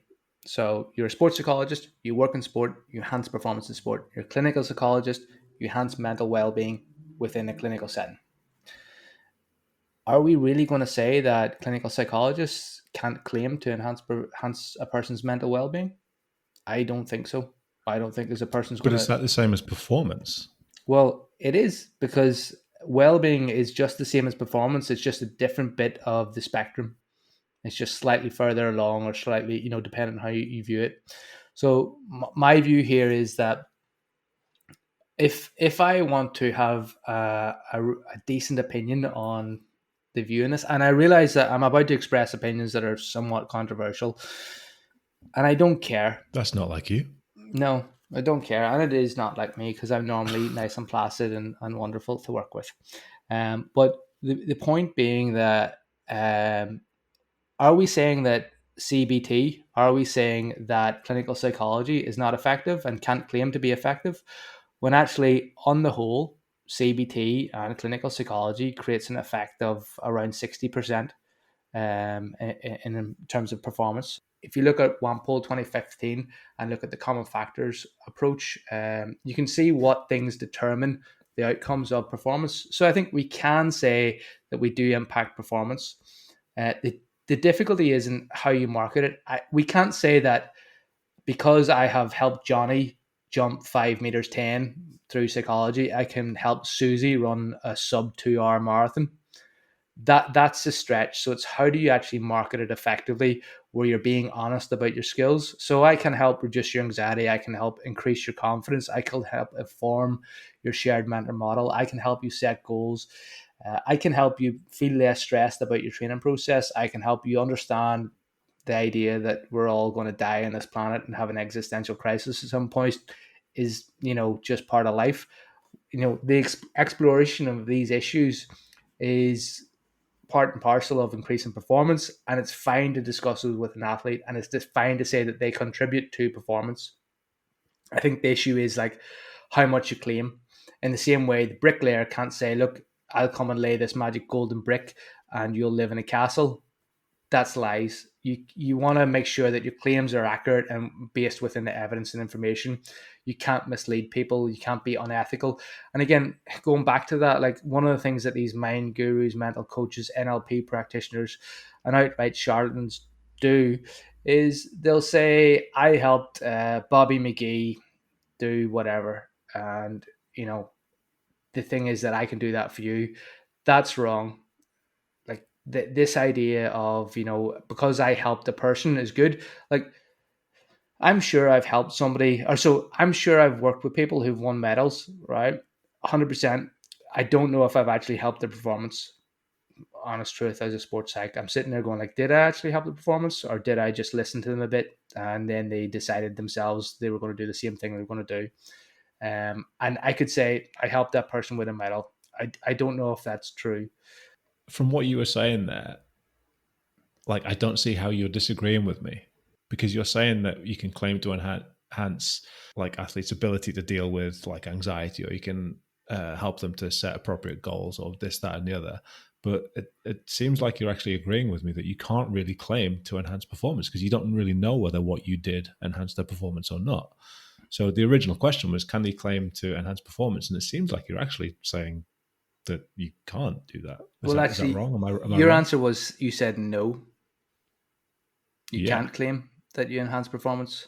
Well, no, you can claim that you can, but I'd say that would be a false claim.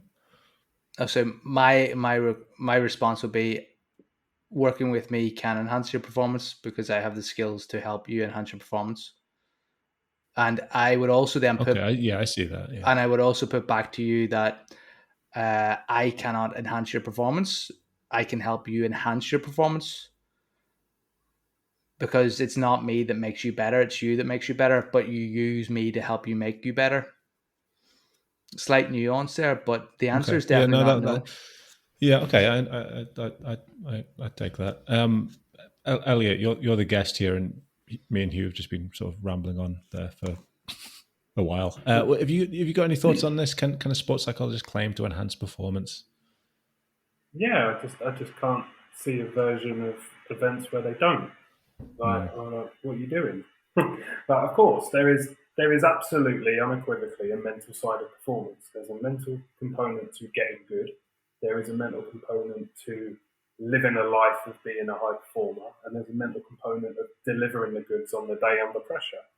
And the sports psychologist's role is to help connect athletes to that mental side of those parts of their life and their performance, and to use their expertise to make sense of and connect athletes with the right content, with the right skills at the right time in the right way, that they can then improve the mental side of their performance. So again, we come back to this desire to, and again, I genuinely think it comes from an anxiety that's just kind of inherent in the profession, that if we're going to prove our worth, we have to absolutely dislocate our mental component from everything else and just shine a light on that and show how amazing it is. There is no performance without physical body. There is no performance without technical, tactical coaching, context, environment. You're just adding your bit. And if you add your bit well, the mental side of performance can be delivered in a way that allows the athlete to deliver the goods. And I just, yeah, I'll claim it all day long. And I will claim it arms round all the other people that helped contribute to that, because I've got no desire to say it was a psychological thing, it was a psychologist thing that was the significant and only factor in that performance. So I think this is about semantics, really, isn't it? It's, can you claim to enhance performance? Yes, but only in the context of a really complex system, rather than it being, I as a psychologist have made you go out and win a gold medal. And I think that's perhaps at the heart of this question. That there are perhaps people out there who are claiming that, as a psychologist, I can make you run faster. Well, you can't. Like, you just can't do that. Hugh, what are you saying? What are you saying? Pete, I'd like to say that if any of our listeners would like to follow Elliott, the details will be in the podcast description, and they should check him out and get a nice, lovely performance boost, or as I like to call it, a performance hug. But the point is that people can enhance their performance, and psychology can help you enhance your performance. And there's an idea that I think is proliferated by academics who are caught up, and no offense, Pete, I know you're an academic, but you obviously practice as well. But I think there's an idea that academics get caught up in ethical conundrums. I once heard it said there's no such thing as an ethical conundrum when you're giving a lecture. I've had many ethical conundrums, and one of them isn't the fact that I can enhance performance. There are many other ethical conundrums, and I think it's something that academics get caught up in. And the sad fact about sports psychology is that about maybe 90-80% of people who are involved in sports psychology are academics. They're not pracademics, and they're not practical applied people who are out there in the field. And I think if you were to turn around and ask this question to a CBT practitioner who's trained, and that's what the NHS provides, or a clinical psychologist, they would just laugh at your face and they would say, stop being stupid.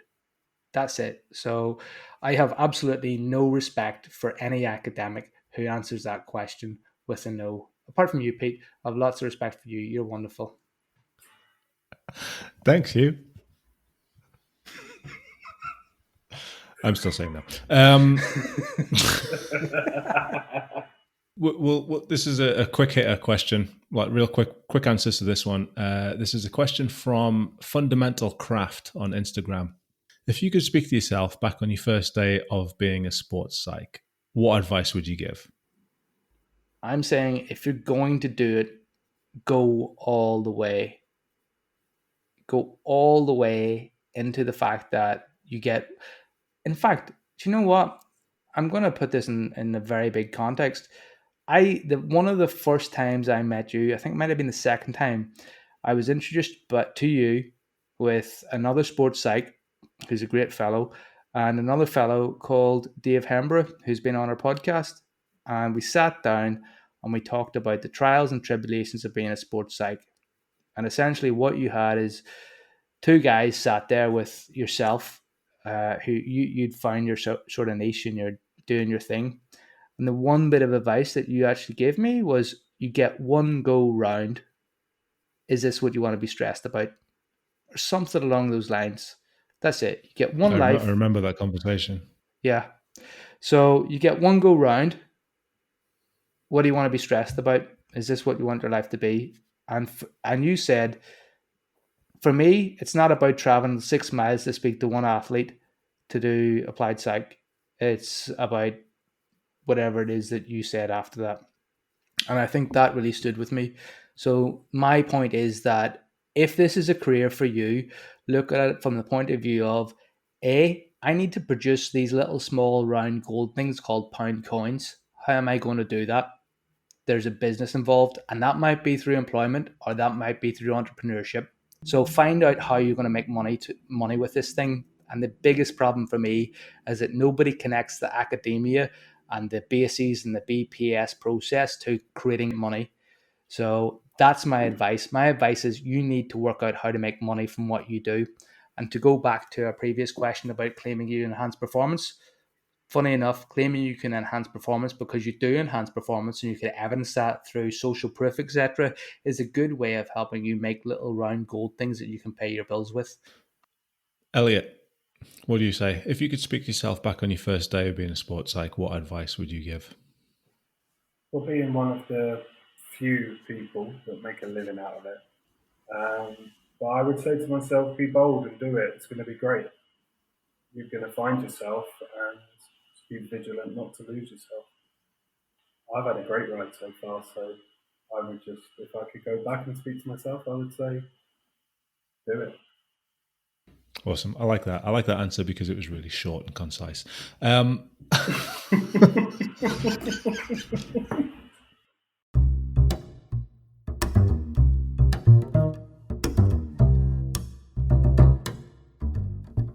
So hopefully you're still with us. We've been talking for 2.5 hours. I'm not sure how long it'll be once we've edited it, but we've had some really interesting conversations here. We're here with Elliott Newell, and it's a Twitter takeover. It's not a Twitter takeover. It's a listener takeover, and you are asking the questions. Our next question is from Vicky Price on Twitter. And full disclosure, I know Vicky Price. I taught her as an undergraduate student way back in the day. That makes her sound really old. She's not that. I was thinking that. I taught her as an undergraduate student a few years back, and she's just finishing up her PhD. So first of all, I want to say, Vicky, very proud of you. You've come a long way, and I think you're doing an absolutely fantastic job. So Vicky says, love the podcast and your insights and advice, getting me through online data collection and the writing up stage. Vicky wants advice for transitioning from a PhD stage into either a sports psychologist or a lecturer role, and says, do you ever get over imposter syndrome?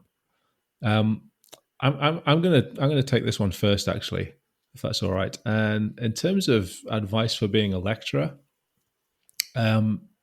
stay one chapter ahead of your students.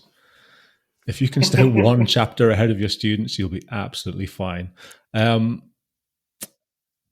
in all seriousness, though, I think in terms of going into academia, my genuine piece of advice would be to try and not get caught up in the celebration of overwork. And I guess that's the same in a lot of different fields. But, academia celebrates and promotes overwork, and it's not healthy. It's not a healthy environment to be in. There's an expectation to produce, to be working evenings and weekends, and to be answering emails at all hours.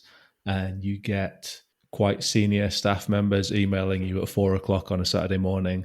And it just kind of all feeds into this culture of overwork. So the advice that I would give you, and it's easy for me to say from the position that I'm in, but resist that pressure, because I've experienced burnout through working in academia, and it's absolutely no fun at all.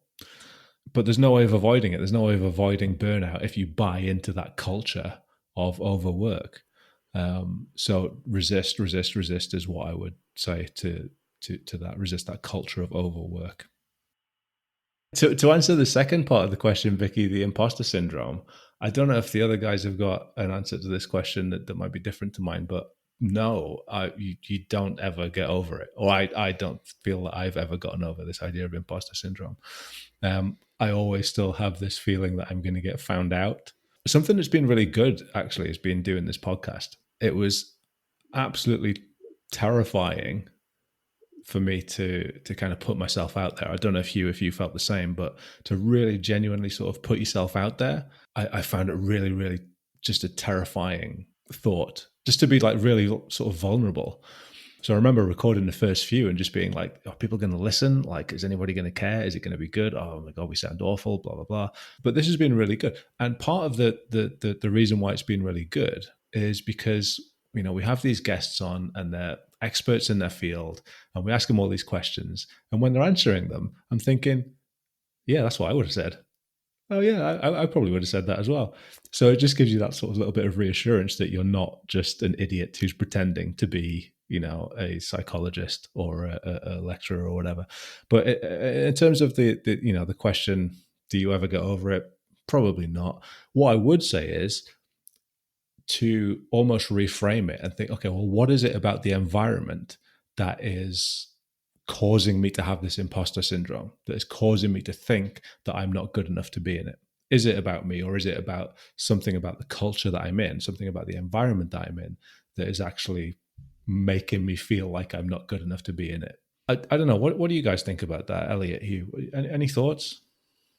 Well, my reflection on imposter syndrome is that I have to admit I don't get it, and it all started with a very memorable and transformational conversation I had with a mentor, which started with "You're a tool," as most conversations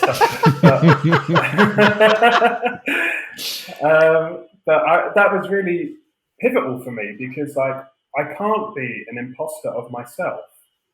All I have to do in my work is turn up and be me. Like, that's the only pressure I put on myself now. And it came from that conversation that you are the tool. It's not your imagery scripts, it's not your goal setting, it's not your counselling. You are the mechanism for change, and you are the mechanism by which you build a meaningful relationship that enhances well-being, learning, and performance in your athletes. Hugh, what about you? Any thoughts on the kind of, well, either the imposter syndrome? I mean, you've already kind of given some advice on being a sports psych in the previous question, but what about the imposter syndrome bit? Any advice for Vicky there, or any thoughts that you might want to share? You only get imposter syndrome if you're good. I tried to learn this. I use this anecdote all the time. I tried to learn to skateboard at like 33, about 5 years ago, and I never once got imposter syndrome when I was trying to skateboard because I was shit at it. And you only get imposter syndrome when you're actually good at something, because you're like, oh, they think I'm good. Oh no, they're going to find out I'm not that good. And that's my understanding of it, is that if I get imposter syndrome, it must mean that I'm actually good at something. Because when I'm bad at something, I just get a shit syndrome. I'm shit at it. Which, like, we all get at different things that we do that we're shit at. But I actually really liked what Elliott said, that, as a sports psych, you're not the imposter, you're a tool, and you're there to work for the person and with the person. So, and I think that's a really important thing to look at from a psych perspective, is because we've both looked at imposter syndrome and framed it in such a way that allows us to cope and adapt with what we need to do. He's done it his way, I've done it my way. And I don't think there's a right way, but we've both sort of twisted that feeling and scenario to allow us to cope. So that's an interesting perspective in itself. So my question is, like, okay, let's assume you are an imposter. How do you want to cope with that? And my first advice would be like, okay, you're probably not an imposter. You know a lot of stuff as a PhD. If you've got a PhD, you might be slightly weak at some things. What are those things that you can improve at? And that's all you have to do, is you have to look at what you can improve at, but you're not going to be all things to all people. And an interesting thing that I read was that, as a practitioner, is that your level of competence gets to a certain point, and then it slowly degrades in terms of your skill and procedural competence, but actually it slowly increases in terms of your intuitive competence. So that as your skill competence declines because you're less focused on your skill, your intuition and experience competence actually increases, and it sort of keeps you level at a certain point. So how are you increasing your experience competence, and how are you increasing your skill competence would be my questions. And that'll help, improve you. And if you're improving, then why can you not be an improver? Why do you have to be competent? Why do you have to be experienced in competence? Because, like, I'd be honest, the most boring people I meet are the people who know everything and the people who think they're competent. And, there's just, you've got this thing called social media. Check it out. There's loads of them on it. It highlights this other bit that's like, don't fear imposter syndrome, or don't cloak it in it's a confidence issue thing, because, like, trust your gut. Like, if your gut is thinking like, oh, maybe I'm not as good as, or maybe I'm not what people think, or maybe I'm not as effective as I could be, like, that could be really great provocation for reflection. So don't lose that. Just be fair to yourself when you do get it. That would be the important bit. But don't dismiss it completely, because it might be the prerequisite to your next big learning moment. Do you know what, Elliot? That makes perfect sense. And I was just going to say that I guess from that imposter syndrome comes a sense of vulnerability. And pretty much, and I say this to my students all the time, like all of the cool stuff that I've done has come from a place of being vulnerable. So I think about, doing this podcast, right? I had to put myself in a position of intense vulnerability to put myself out there and do it. And it's probably one of the most fun things that I've done in my career in sports psychology. I tell my students, put yourself out there, be vulnerable, go and present your work at conferences. It's terrifying. The first time you do it, it's absolutely terrifying, and you have to be vulnerable to do it. But all of the cool stuff that I've done, I went to live in Sweden for a little while and teach over there. I have now got a second job in Norway because of presenting at conferences and networking, getting to know people. Even like doing the PhD in the first place. Who am I to be doing a PhD? Doing the MSc. After I finished my undergraduate degree, I worked for 4 years. I worked for the Home Office, and I quit my job, put myself in, again, a really vulnerable position, going back to study after years away from academia. Studying the degree in the first place, going to college to do night classes, all of these things are things that require me to be really, really vulnerable, to feel like an imposter. And if I hadn't done all of those things, if I hadn't embraced that vulnerability, I wouldn't have got to do any of the really cool stuff that I've got to do. So, no, you probably don't ever get over imposter syndrome. Well, personally, anyway, I don't think I ever get over it. But embracing it has just allowed me to do all of the cool things that I've done in my life. And I would not change that. A friend of mine once said that today's news is yesterday's chip papers. And I think that along your life, you're going to become the news, and you're also going to become the chip papers. You're going to make mistakes. I think the point is that, when you experience failure and setbacks and whatever else, just remember that those failures and setbacks aren't you. They're a part of you. The point being that the imposter syndrome comes from this like fear of, oh no, they're going to find me out. You don't have to be perfect. And if you are perfect, like if you are actually good at what you do and you're 100% perfect, you're a narcissist and you should stop. So embrace that imposter syndrome, as Pete said, because your mistakes are what make you good, and your mistakes are where you'll improve. Okay, so if you're still with us, I'm sure you'll be pleased to know that this is our last question. We are here with Elliott Newell, and this is our listener takeover episode where you're asking the questions. This question comes from Shamima Yusuf. This was via email. If you didn't know, we've got an email address. It's 80percentmental@gmail.com. So if you want to email us, you can do that. Or you can get in touch via Twitter @EPM Podcast or Instagram @80percentmental. 80% mental is all words. But Sham's question is, given your cultural identity differences and political differences, how do you manage your differences in opinions about race and racism perspectives to enable you to work together fruitfully in the sports psych education arena and to impact on one another's worldviews? Now, this question obviously is aimed at Hugh and myself. We have cultural identity differences, if you hadn't noticed. I'm not sure whether we really do have political differences, Hugh, do we? I would hazard a guess and say that we don't. And yeah, I don't know. I would say no. Okay, so let's get into this question. Pete, me and you have a number of differences, and we think differently because, like, I'm applied, you're more academic. We think differently because you're black and I'm white. I don't know if that causes you to think differently because we've got different skin color, but we've got different experiences. But at the same time, though, we've also got similar experiences. I'm going to pull Elliott in here, and myself and Elliott were in an experience where, I think Elliott, we were out for a beer and something got shouted at me, which was along the lines of, "Why don't you go back to your own country?" And And you turned around and said to me, does that happen to you often? And it was kind of like with a voice of recognition of that somebody's probably said that to you at some point. So I suppose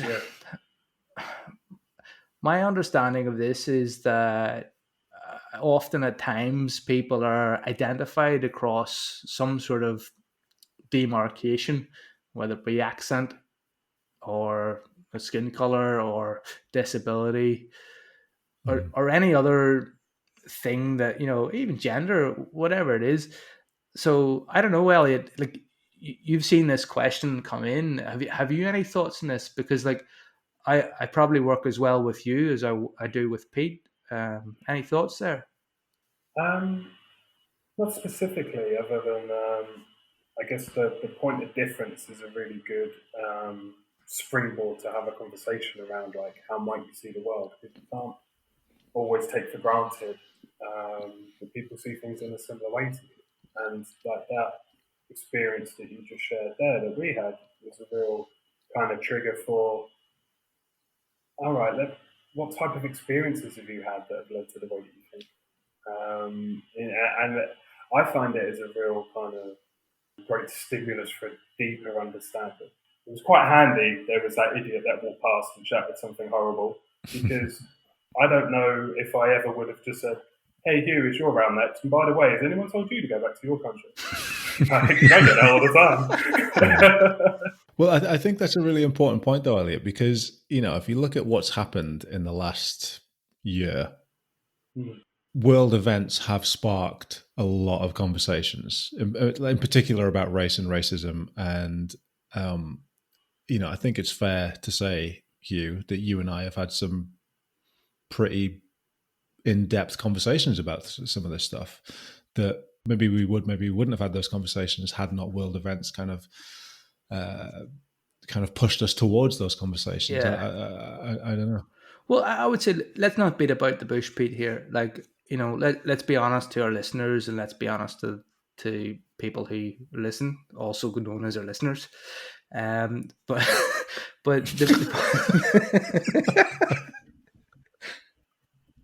so. But let's be honest, like you and me have had conversations to the point where we've both admitted to each other that we've lost sleep over our views about the conversations. And I don't know if that's a good thing, but I also don't know if that's a bad thing. I think the bad thing for me is that when people stop talking. My experience of growing up in Northern Ireland is that I have to look at somebody who I completely disagree with, somebody who is completely against my view and against my opinion, maybe even at times against my existence. And I have to look at that. And the only way that I can look at that in a good way is if I look at that with respect and trying to be curious and trying to understand. And I appreciate that's not a viewpoint of that is easily taken. So to put a very blunt point on it, during my experience growing up in Northern Ireland, we couldn't go through a certain area on the way to school on the bus, and as a result, my school journey was 15 minutes longer than it should have been. As a result, that accounts to about 15 days knocked off my childhood, sat in a bus. But also there was like a transition bus where you had to transfer to one bus to another, and sometimes that was late. Because I didn't feel safe, I bought a knife and I carried a knife. And, people are talking about knife crime these days and thinking that, this is a bad thing. But like, people carry knives because they're afraid. And that's why I carried a knife. And what I would say is that the purpose of interaction and the purpose of understanding is to become not afraid, to actually listen to the person and understand them as best you can. And it's very difficult to do that. And I would admit I don't fully understand Pete. And I would like to think that Pete doesn't fully understand me. But by listening to him and understanding him, I have changed some of my views, and also some of my views have solidified. And that's not a problem. The problem for me is when me and Pete stop communicating. And I'd say that probably happens. It probably happens like maybe 2 days at a time, 3 days, a month, a week. No, not a month. You're far too persistent, Pete. But like, you know, there's degrees of silences. But for me, like the answer to Sham's question here is that fundamentally, I need to keep the communication channels open with Pete, and Pete needs to keep the communication channels open with me. And if we disagree, that's going to be difficult, and we have to understand each other. And I think that's where we need to get to, is a point of understanding. And we cannot get to that point. And if we cannot get to that point, I'm okay with that, providing we have the ability to communicate.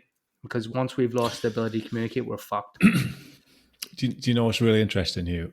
Is that my answer to this question is pretty much identical to yours. In that, you know, first of all, it's about not being afraid to have those difficult conversations, because they are difficult conversations sometimes. And again, it's that sort of putting yourself in a position of being vulnerable. And you and I have both done that.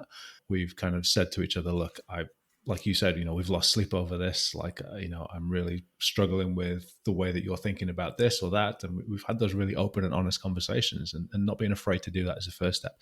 But the second thing, and the most important thing, I think, and you sort of said this, Hugh, is listening to people with the purpose of understanding them, rather than listening with the purpose of trying to reply to them.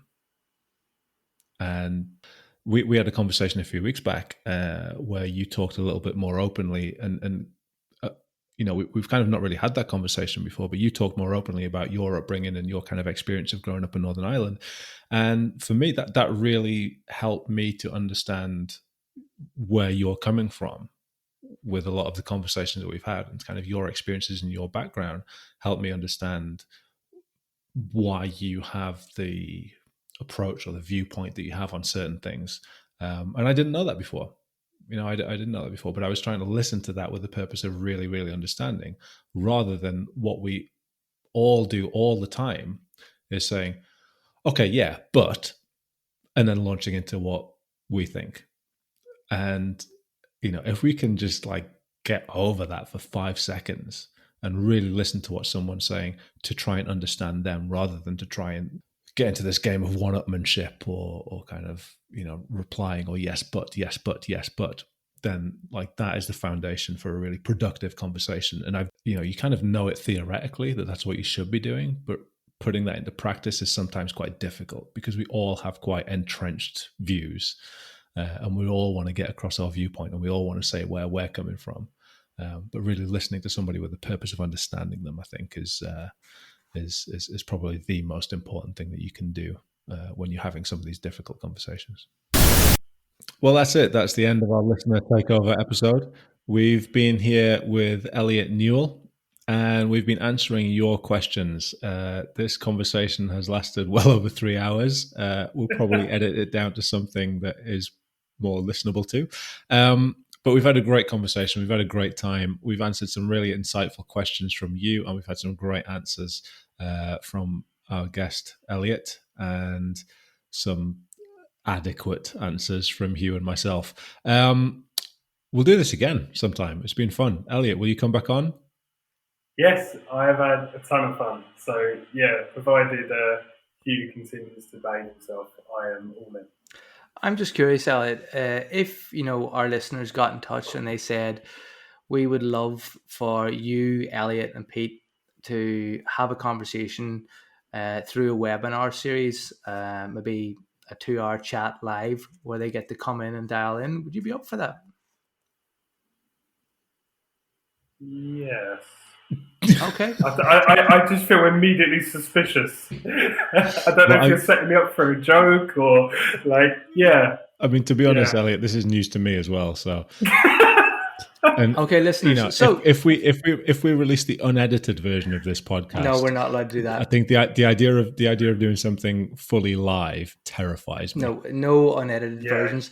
I would say we would be in our best behavior. And what I would say to our listeners is we need to use the power of peer pressure to force Elliott into a webinar with myself and Pete, where we answer further questions live on air. And I think that will be a wonderful event. So peer pressure, folks, there you go. Elliott, thank you so much for your time. I really appreciate you joining us on the podcast. I hope that you've enjoyed yourself. I have. It's been great. Thanks for some great insight and some great laughs. I don't know what that noise was. That was my pen dropping. All right. So okay. Well, that's it then for this episode. We hope you've enjoyed it. If you have any comments or any thoughts or even any further questions, you can get in touch via our website, 80percentmental.com, where you can also listen to all of our other episodes and subscribe if you like what you're hearing. You can find us on Apple and Spotify and all those other good podcast places as well. And if you do like what you're hearing, the best thing that you can do is leave a review or share on your own social media so that other people can find the podcast. Go on, interrupt me again, Hugh. Pete, we'll see you again later. Oh, wait, we won't. It's a podcast.